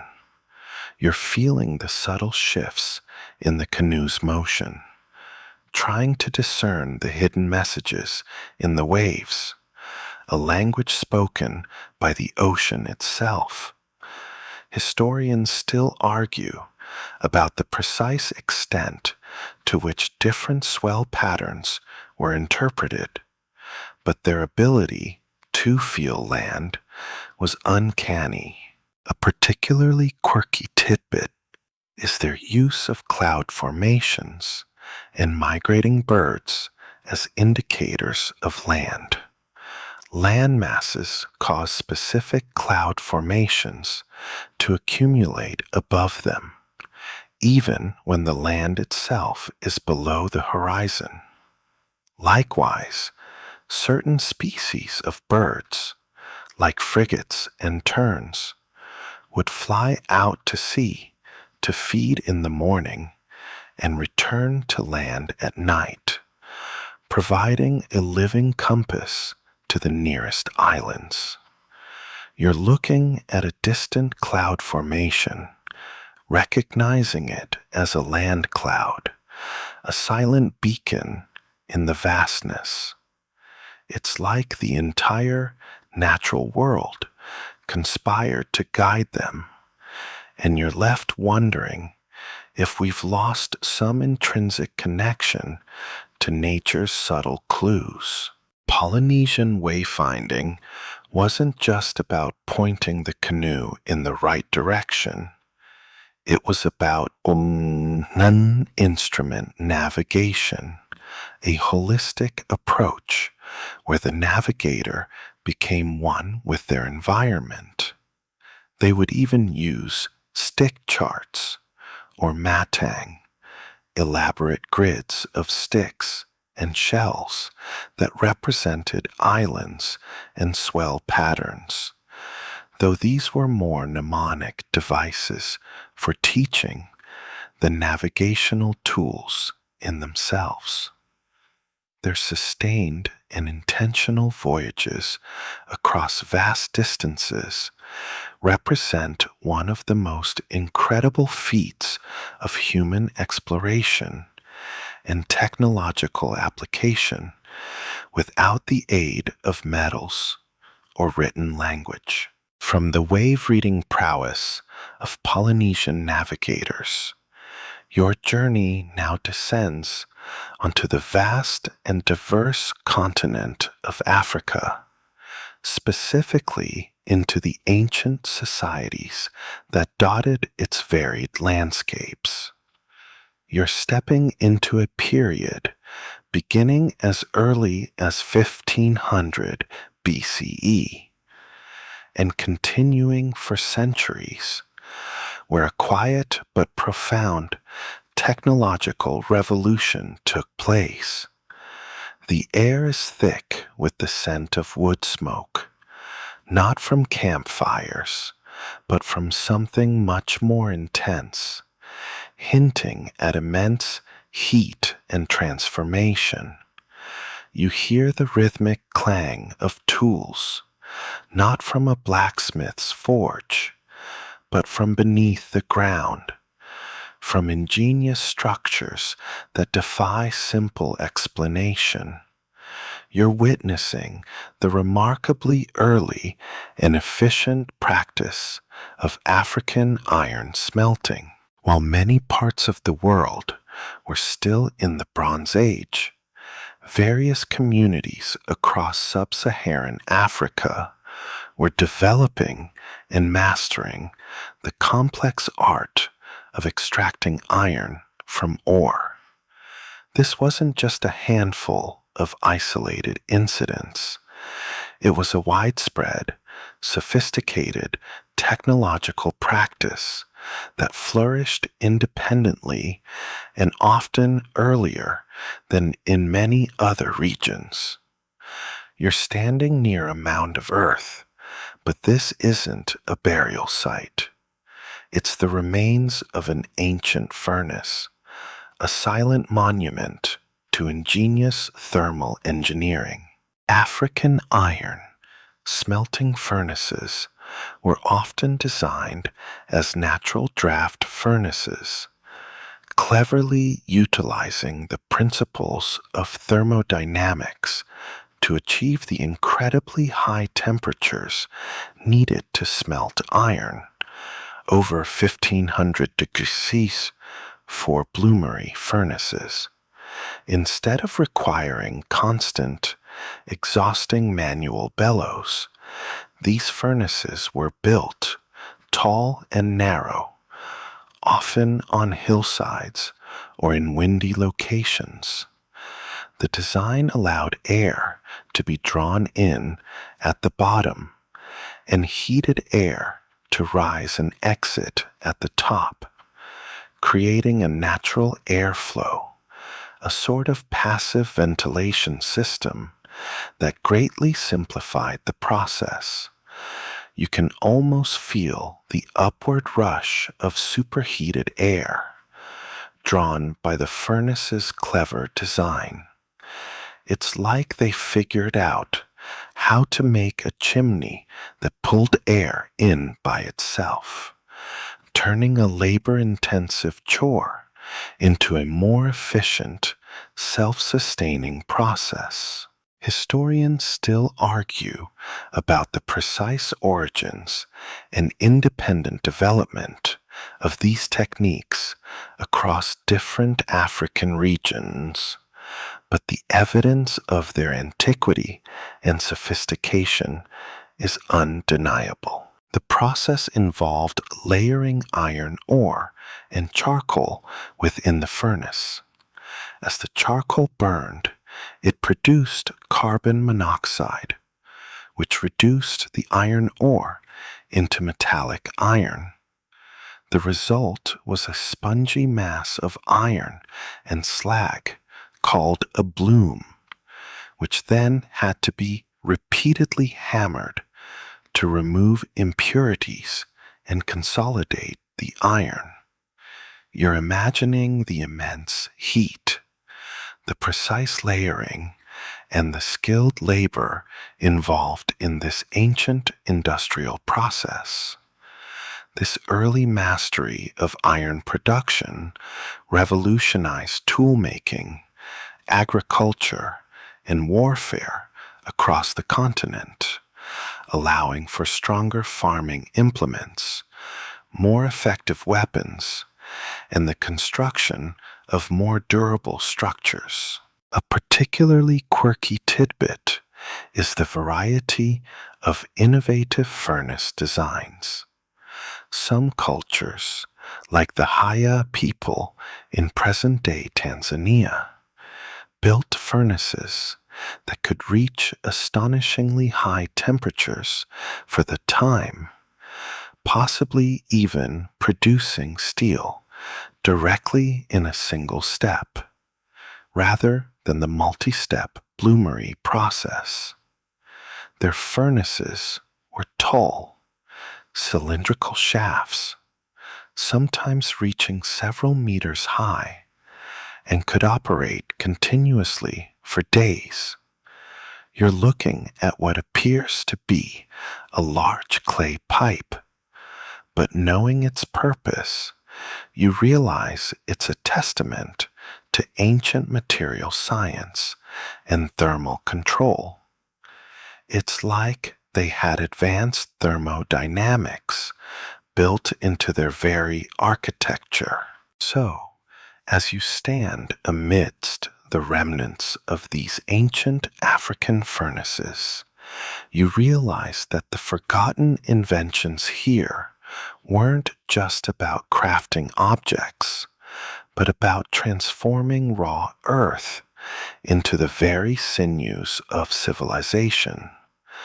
The mastery of iron, smelting across Africa, represents a profound technological achievement, a testament to indigenous innovation that shaped economies, societies, and cultures for millennia, often independently of, and sometimes preceding, similar developments elsewhere in the world.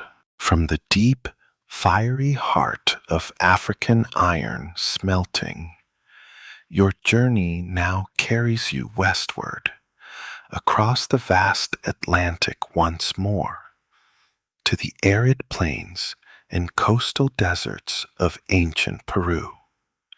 You're stepping into the mysterious realm of the Nazca culture, flourishing between 100 BCE and 800 CE.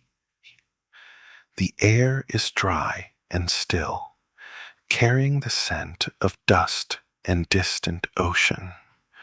You're not hearing the clang of tools or the hum of machinery, but instead a profound silence, broken only by the whisper of the wind across an immense, flat expanse. You're gazing down upon a landscape that has been transformed into a colossal, enigmatic canvas. The Nazca lines. These aren't mere drawings. They are monumental geoglyphs etched into the desert floor, so vast they can often only be fully appreciated from the air. You're soaring above the Nazca Plateau, looking down at enormous depictions of hummingbirds, spiders, monkeys, fish, lizards, pelicans, and even human-like figures, alongside hundreds of simpler geometric shapes like lines, trapezoids, and spirals. They stretch for miles across the pampa, seeming to defy the very idea of human scale. You're trying to wrap your head around how a people without the ability to fly could create such precise, large-scale artwork visible only from above. It's like finding a message from ancient aliens, but it was all human ingenuity. The invention here isn't a tool in the conventional sense, but rather a method of monumental surveying and earth art. The Nazca people created these lines by simply removing the reddish-brown iron oxide coated pebbles that cover the desert floor, exposing the lighter-colored subsoil beneath. Because of the extremely dry, windless, and stable climate of the Nazca Desert, these shallow depressions have remained preserved for centuries. You're picturing groups of Nazca artists, perhaps guided by ropes and stakes, meticulously clearing away stones, one by one, to reveal these magnificent designs. The precise techniques they used to achieve such incredible accuracy and scale without an aerial perspective are still debated. One widely accepted theory suggests they used a combination of simple surveying tools and techniques, scaling up from small drawings, using grids, and employing ropes and stakes to project their designs onto the landscape. For straight lines, they might have stretched ropes between 2 points. For large figures, they likely marked out key points and then scaled up their designs proportionally. You can almost see them working, a patient, dedicated team, their lives focused on these immense creative endeavors. Historians still argue about the exact methods for achieving perfect straightness over miles, or the complex curves of the animal figures. A particularly quirky tidbit is the sheer size and number of the lines. Some of the geometric shapes are hundreds of meters long, and there are thousands of individual lines and figures covering an area of nearly 1 square kilometers. The scale of the project suggests a highly organized society with a clear purpose and the ability to mobilize significant labor. You're wondering what compelled them to create such enormous, ephemeral art. Was it for religious purposes, astronomical alignments, or perhaps a form of communication with deities in the sky? The true purpose remains one of archaeology's greatest mysteries. It's like they left a colossal doodle on the planet, and we're still trying to figure out what it means. So, as you float above the Nazca lines, gazing down at these silent, enigmatic giants etched into the earth, you realize that the forgotten invention here is a profound testament to human ambition, ingenuity, and a deep connection to their landscape and beliefs. It's a reminder that even without advanced technology, ancient civilizations could achieve monumental feats of art and engineering, leaving behind messages that to awe and perplex us millennia later. Leaving the enigmatic geoglyphs of Nazca, your journey now carries you northward into the starkly beautiful, canyon-carved landscapes of the American Southwest. You're stepping into the world of the ancestral Puebloans, particularly the Anasazi, flourishing between roughly 900 and 1300 CE. The air is dry and warm, carrying the scent of juniper and ancient dust. You hear the whisper of wind through towering sandstone cliffs, and the distant call of a hawk echoing in the vast silence. You're not observing grand cities on plains, but rather astonishing homes, literally carved into the very face of towering rock formations. You're witnessing the architectural genius of the Anasazi cliff dwellings. Imagine communities built into massive alcoves high up on canyon walls, accessible only by precarious hand and toe holds or by ladders. These aren't just caves, they are multi-storied structures, often comprising dozens, even hundreds of rooms, meticulously constructed from sandstone blocks and mortar. You're standing at the base of a towering cliff, craning your neck to gaze up at a sprawling village nestled securely within a natural rock overhang. It looks like a masterpiece of natural integration, a silent fortress against time and intruders. It's like they decided to build apartment complexes in places where only mountain goats dared to tread, and somehow made it work. The invention here is a sophisticated blend of architectural adaptation, defensive strategy, and sustainable living. The Anasazi utilized the natural protection offered by the cliff alcoves. They provided shelter from harsh winds, intense sun, and even snow.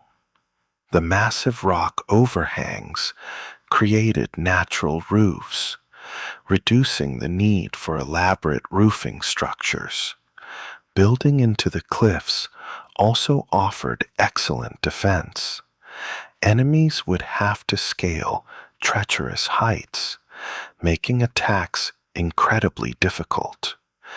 You can almost feel the sense of security these homes offered, a snug retreat from the dangers of the world outside. Historians still argue whether the primary motivation for these dwellings was defense against external threats, or perhaps more about spiritual connection to the land and a desire for communal living. The construction itself was incredibly resourceful. They quarried sandstone blocks from the surrounding areas and cemented them with adobe mortar. Wooden beams, likely transported from distant forests, supported upper stories and roofs. Within these dwellings, you'd find living spaces, storage rooms for corn and other crops, and circular ceremonial chambers called kivas, often built into the floor. You're looking into a kiva, imagining ancient rituals and gatherings taking place within its cool, earthen walls. The attention to detail in these structures is astounding, considering the limited tools available to them. A particularly quirky tidbit is the ingenious way they managed water. Despite the arid environment, many cliff dwellings had systems for collecting and channeling rainwater and snowmelt into reservoirs or cisterns within the alcoves. You might notice subtle grooves carved into the rock, designed to direct precious water into collection points. This demonstrated a profound understanding of their environment and a mastery of water conservation, essential for survival in such a challenging landscape. It's like they had a natural plumbing system integrated seamlessly into their homes. You'd think they were architects and hydrologists rolled into one. So, as you stand in the shadow of these magnificent Anasazi cliff dwellings, you realize that the forgotten inventions here were not just about building structures, but about creating sustainable, secure, and harmonious communities in a demanding environment. Their architectural adaptations are a powerful testament to human ingenuity, resilience, and a deep, respectful connection to the natural world. From the sky-high abodes of the Anasazi, your journey now circles back across the globe to the scorching sands of ancient Egypt. But a different kind of precision awaits you. It's around 1500 BCE, and you're no longer observing their medical prowess or the construction of mighty pyramids. Instead, you're stepping into a quiet courtyard where the rhythmic drip of water is the only sound, a gentle reminder that even in the absence of sunlight or modern technology, time marches on. You're witnessing the ingenious, often overlooked invention of the Egyptian water clock, or clepsydra. Imagine a world where sunlight dictated your day. But what about at night, or on cloudy days, or even indoors?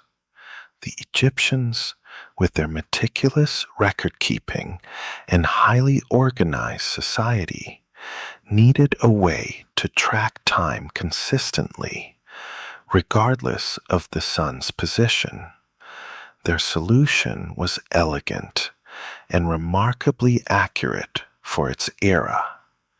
You're looking at a large stone or pottery vessel, shaped somewhat like a bucket or a bowl, with a small hole near its base. Water slowly drips from this hole into another, smaller container, or simply drains away, while markings on the inside or outside of the vessel indicate the passage of time. It's like a colossal hourglass, but filled with water, and you might find yourself mesmerized by the steady, silent drip. The invention of the water clock wasn't just about letting water flow. It was about calibrating that flow for accuracy, especially across changing seasons. The Egyptians faced a unique challenge. Their hours were seasonal, meaning the length of an hour varied between summer and winter. Day and night were each divided into 12 hours, so summer daylight hours were longer than winter daylight hours. To compensate for this, some Egyptian water clocks had slanted sides or a series of marks at different levels that accounted for the changing duration of the hours throughout the year.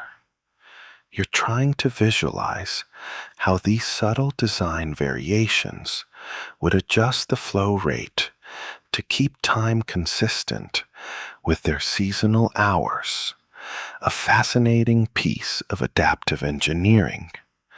Historians still argue whether the complexity of their seasonal hour system was truly practical for daily life, or more for astronomical and ceremonial purposes.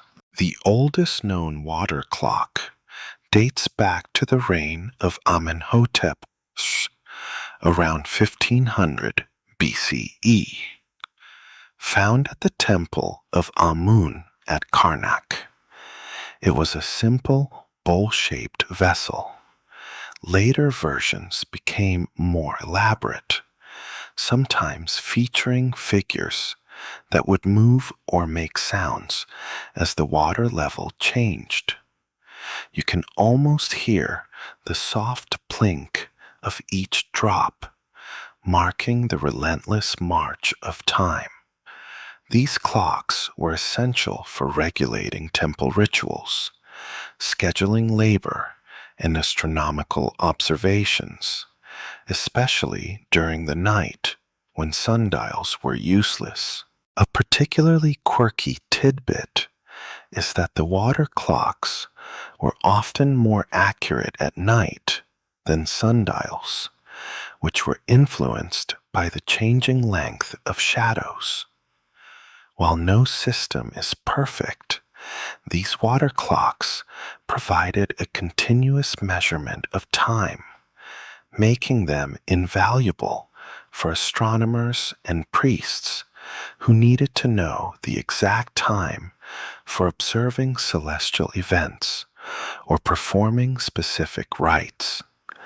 You might even chuckle at the thought of an ancient Egyptian priest checking his water clock, muttering about being late for a ritual. It's like they had a subtle, liquid heartbeat telling them the time, long before gears and springs. So, as you observe the slow, deliberate drip of the Egyptian water clock, you realize that this forgotten invention wasn't just a time-telling device. It was a foundational piece of technology that allowed for the organization and synchronization of an entire civilization.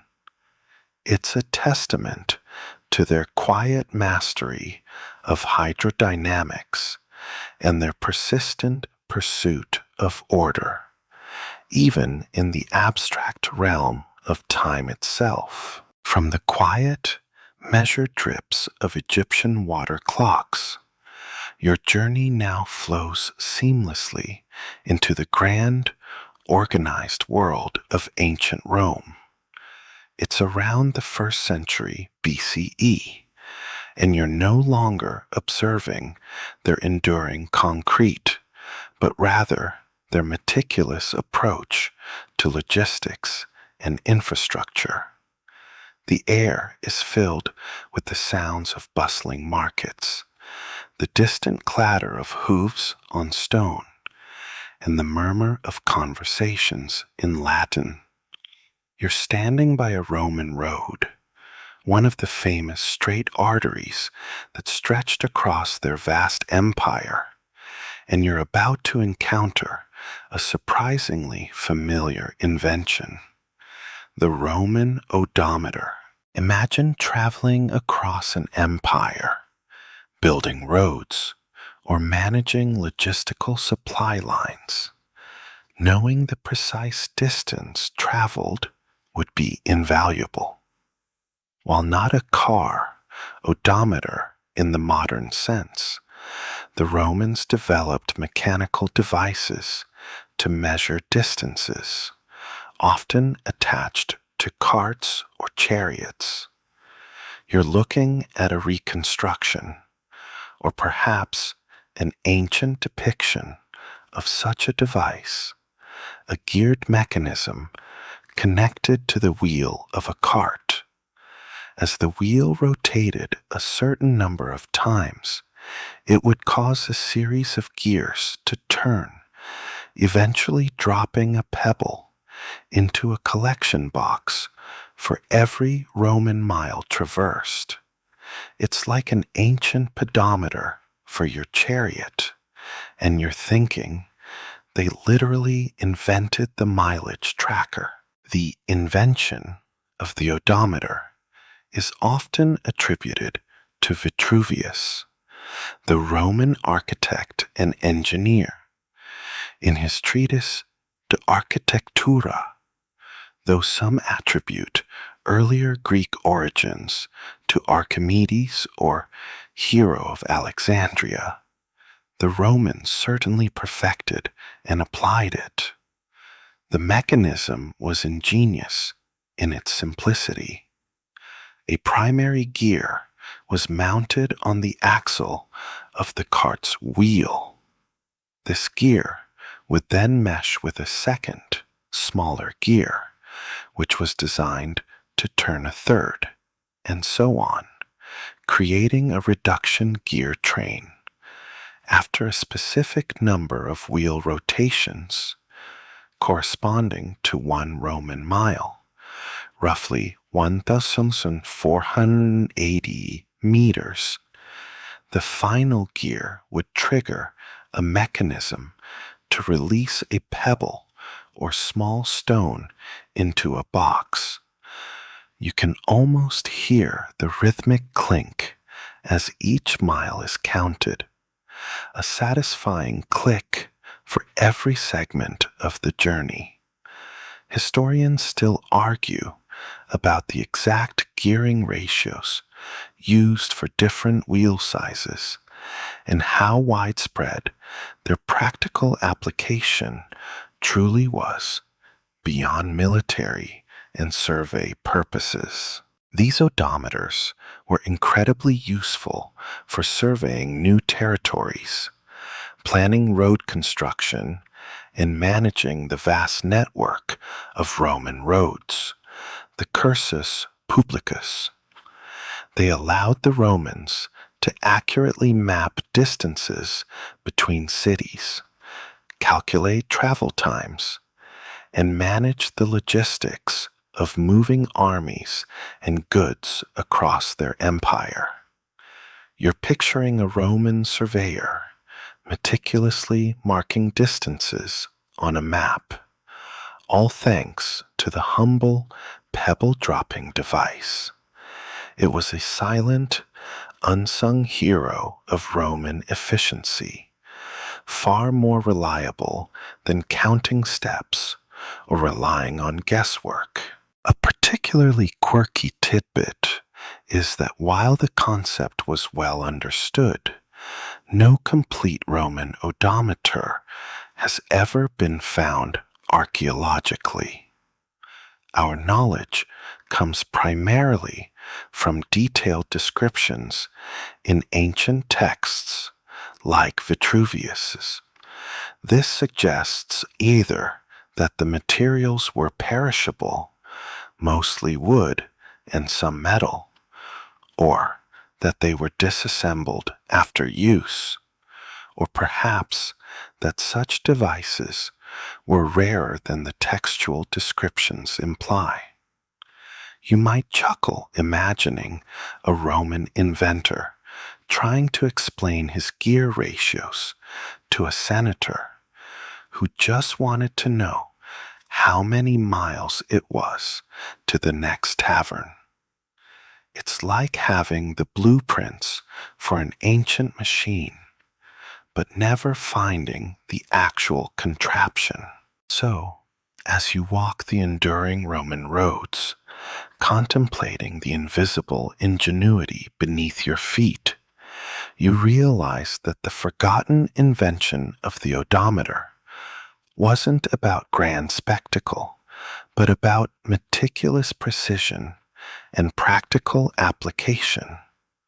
It's a testament to the Roman genius for organization and engineering, providing a vital tool for managing an empire built on efficient movement and accurate measurement. From the precise mileage markers of ancient Rome, your journey now sweeps you eastward once more, across continents and centuries, back to the vibrant and inventive land of ancient China. It's roughly the 9th or 10th century CE, long before Gutenberg, and you're standing in a bustling workshop. The air is thick with the scent of ink and paper, and the soft rustle of pages being handled. You hear the rhythmic thud of a printing block, a sound that heralds a quiet revolution, one that would transform the dissemination of knowledge forever. You're witnessing the remarkably early and pivotal invention of Chinese printing before Gutenberg.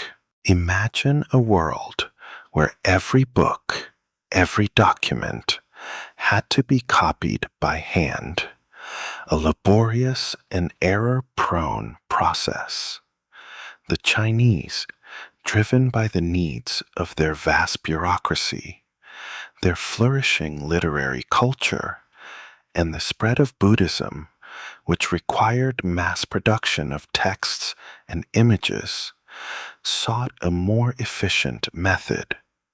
Their solution was not a single breakthrough, but a series of incremental innovations that led to true printing. You're looking at a craftsman carefully inking a carved wooden block. The earliest form of Chinese printing was woodblock printing. You're watching a block of wood on which text or images have been meticulously carved in relief. The raised surfaces are then inked, and a sheet of paper, itself a Chinese invention, remember, is laid on top and rubbed with a soft brush or baren to transfer the image. It's like a giant stamp, capable of reproducing pages tirelessly. This method allowed for the mass production of books, government documents, calendars, and even paper money, transforming the spread of information.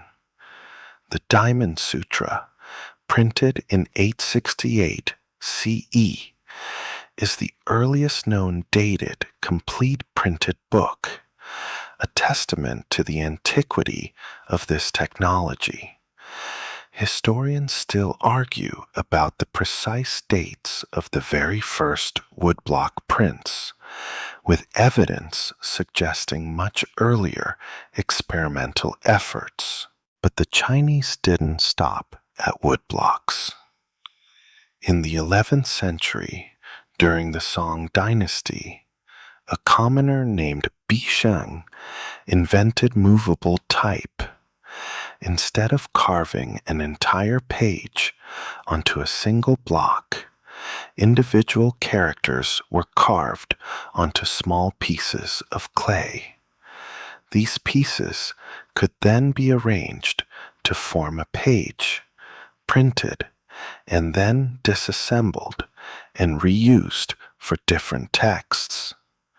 You're examining a tray filled with hundreds of tiny individual characters, each a miniature work of art and a marvel of practicality. This was a monumental leap, allowing for greater flexibility and efficiency in printing. While Bi Sheng's clay type was fragile, later innovations in China included wooden movable type, and notably metal movable type in Korea, centuries before Gutenberg's movable type press in Europe. A particularly quirky tidbit is the sheer complexity of Chinese characters. With thousands of unique characters, creating and managing a system of movable type was far more challenging than for an alphabetic script. This is one reason why woodblock printing remained prevalent in China even after the invention of movable type. For short runs or texts with many unique characters, carving a block was often more efficient than setting individual pieces of type. You might chuckle imagining a Chinese typesetter trying to find the right character out of thousands, perhaps with the help of a very large magnifying glass and an even larger pot of tea. It's like building a giant Lego set, where every piece is unique. The impact of Chinese printing was immense. It democratized knowledge to an extent, making books more accessible to a wider literate public and fostering a vibrant intellectual and artistic culture. It also played a crucial role in the administration of the vast Chinese empire, enabling the rapid and accurate reproduction of official documents. So, as you observe the meticulous process of Chinese printing, you realize that this forgotten invention wasn't just a technological feat.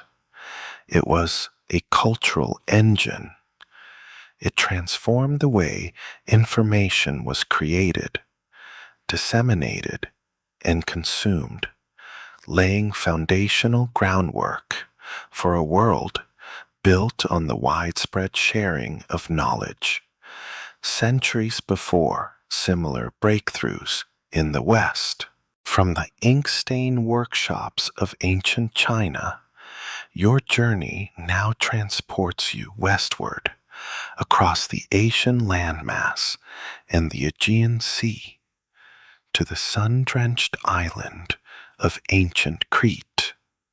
You're stepping into the vibrant, sophisticated world of the Minoan civilization, flourishing from roughly 2700 to 1450 BCE. The air is warm and fragrant with olive trees and sea breezes, and you hear the distant murmur of activity from a bustling palace. You're not observing a single invention, but a comprehensive mastery of intricate design and essential utilities, the Minoan labyrinths and hydraulic systems. Imagine navigating a vast, sprawling palace like Knossos, with its hundreds of rooms, multiple stories, courtyards, and grand staircases, all built without defensive walls. The sheer complexity of its layout gave rise to the legendary labyrinth, though it was a palace, not a prison for a minotaur. You're wandering through its confusing yet beautiful corridors, admiring the colorful frescoes and the surprising sense of openness. It's like a sophisticated, ancient hotel, designed by someone with a flair for the dramatic, and you're constantly wondering which way to turn.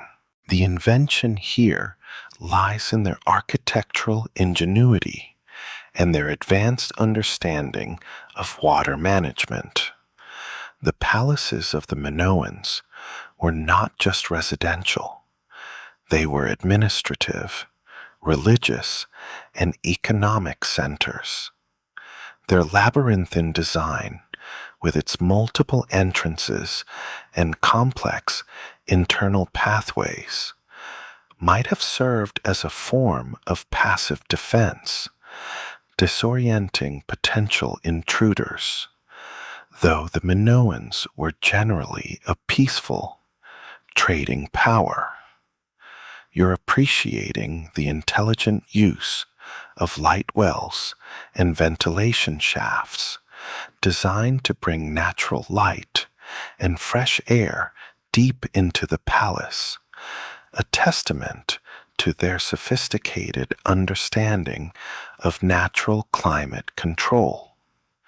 Historians still argue whether the labyrinthine layout was primarily for defensive purposes, ritualistic pathways, or simply the organic growth of a complex administrative center.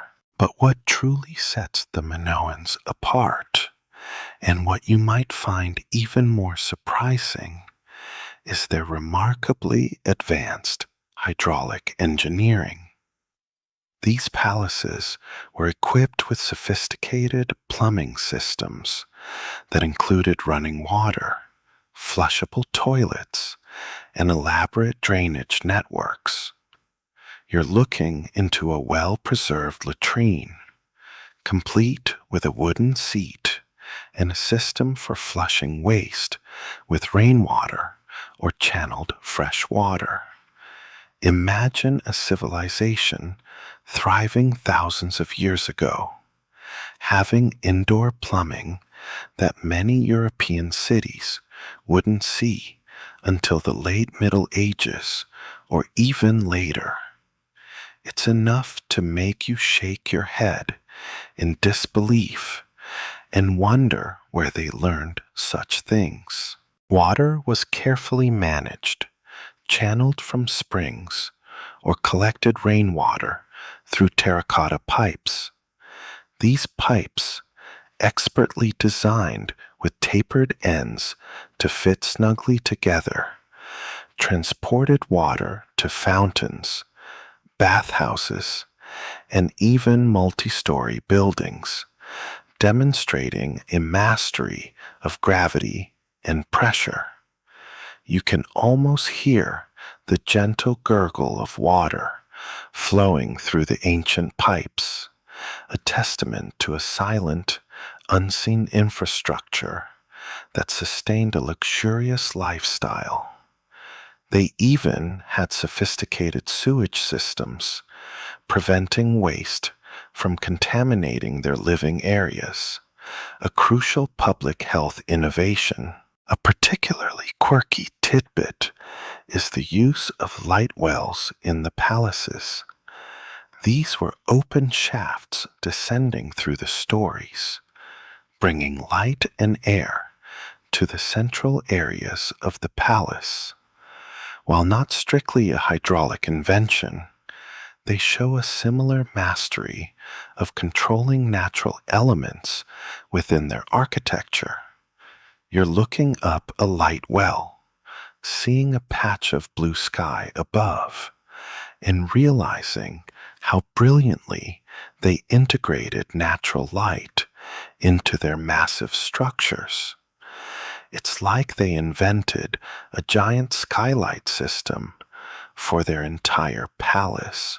So, as you wander through the remnants of Minoan palaces, marveling at their complex layouts and hidden water systems, you realize that the forgotten inventions here were not isolated tools, but integrated systems.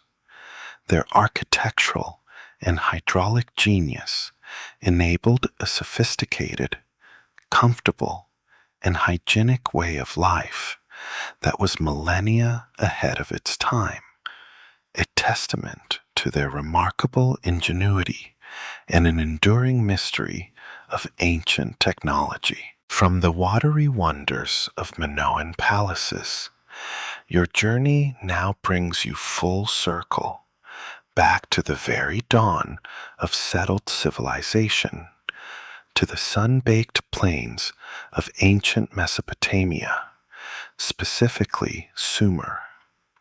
It's around 3500 BCE, and the air is thick with the scent of sun-baked mud, brick, and fertile earth.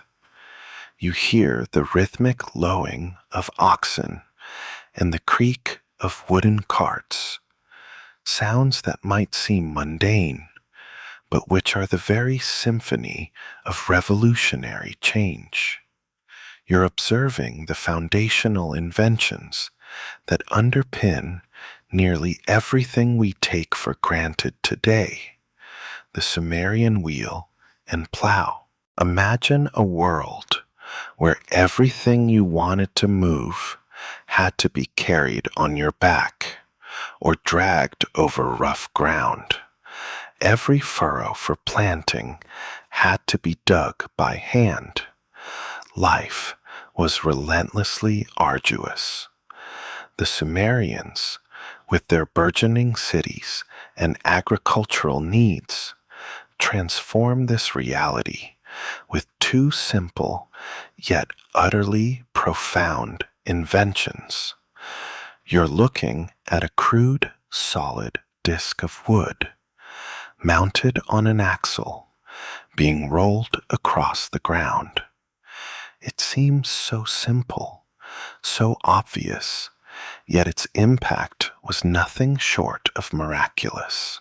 The invention of the wheel by the Sumerians, or at least its earliest widespread practical application for transportation, was a game changer. While earlier forms might have been used for pottery making, the potter's wheel, applying it to vehicles, revolutionized transportation and commerce. You're watching an ox-drawn cart, laden with goods, moving across the landscape with relative ease compared to dragging everything. This allowed for the efficient movement of heavy loads, agricultural produce, building materials, and trade goods over longer distances. It fostered the growth of cities and facilitated trade networks that expanded across vast regions. You can almost feel the gentle vibration of the cart as it rolls by, a sensation that changed human mobility forever. Historians still argue whether the wheel for transport evolved directly from the potter's wheel or was an independent invention, but its Sumerian origin for vehicles is widely accepted. Equally transformative was the invention of the plow. Before the plow, preparing fields for planting involved arduous manual labor, using digging sticks or hoes. The Sumerian plow, initially a simple wooden implement pulled by oxen, allowed farmers to turn over vast amounts of soil much more efficiently. You're watching a farmer guiding an ox-drawn plow, the soil neatly turning over behind it in dark, rich furrows. This dramatically increased agricultural productivity, allowing societies to produce food surpluses necessary to support larger populations, specialized labor, and the development of complex urban centers. It's like they invented a super tool for farming, and you're probably thinking about how much easier gardening would be with a mini ox and plow. A particularly quirky tidbit is that early Sumerian depictions of the wheel show solid, heavy discs rather than spoked wheels, which came much later. These early wheels were cumbersome, but still a vast improvement over dragging. Also, the Sumerian plows were often equipped with a seed drill mechanism, allowing seeds to be dropped directly into the furrow as it was made. You're looking at a seemingly simple wooden device, yet it integrated multiple functions, a testament to their innovative approach to problem solving. It's like they invented multitasking agricultural equipment thousands of years ago. You might even find yourself chuckling at the thought of a Sumerian farmer debugging his seed drill. These two inventions, the wheel and the plow, might seem basic compared to some of the later, more intricate technologies we've explored, but their profound impact on human civilization cannot be overstated. They were fundamental enabling technologies, silently reshaping daily life, economics, and social structures. They transformed how people moved, farmed, and built, laying the essential groundwork for all subsequent technological progress. As the echoes of ancient ingenuity begin to soften, and the images of forgotten wonders gently recede, you find yourself drifting, not back to your conscious world, but deeper into a realm of quiet contemplation. The journey tonight has spanned millennia, crossed continents, and touched upon the silent brilliance of minds long turned to dust.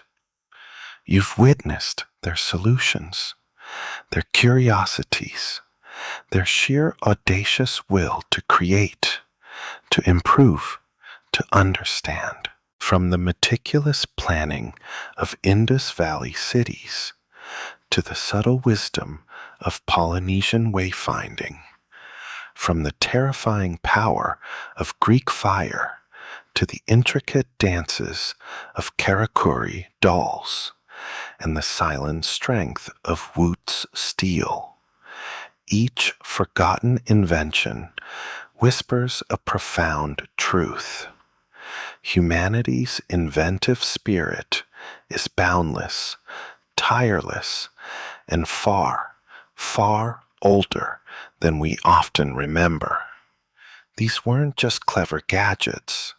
They were the very threads that wove the fabric of early civilizations, allowing them to thrive, to explore, and to dream. Now, as the last of these historical echoes fades, and your mind settles into the gentle rhythm of rest, know that you are part of that same continuum of ingenuity. The world you inhabit today is built upon these ancient foundations, these whispered secrets of forgotten brilliance. Let that thought calm you, reassure you, and perhaps even inspire you. The weight of history, once a grand tapestry, now feels like a soft blanket, tucking you into a profound, peaceful slumber. Let your thoughts wander, light as clouds, across the vastness of time,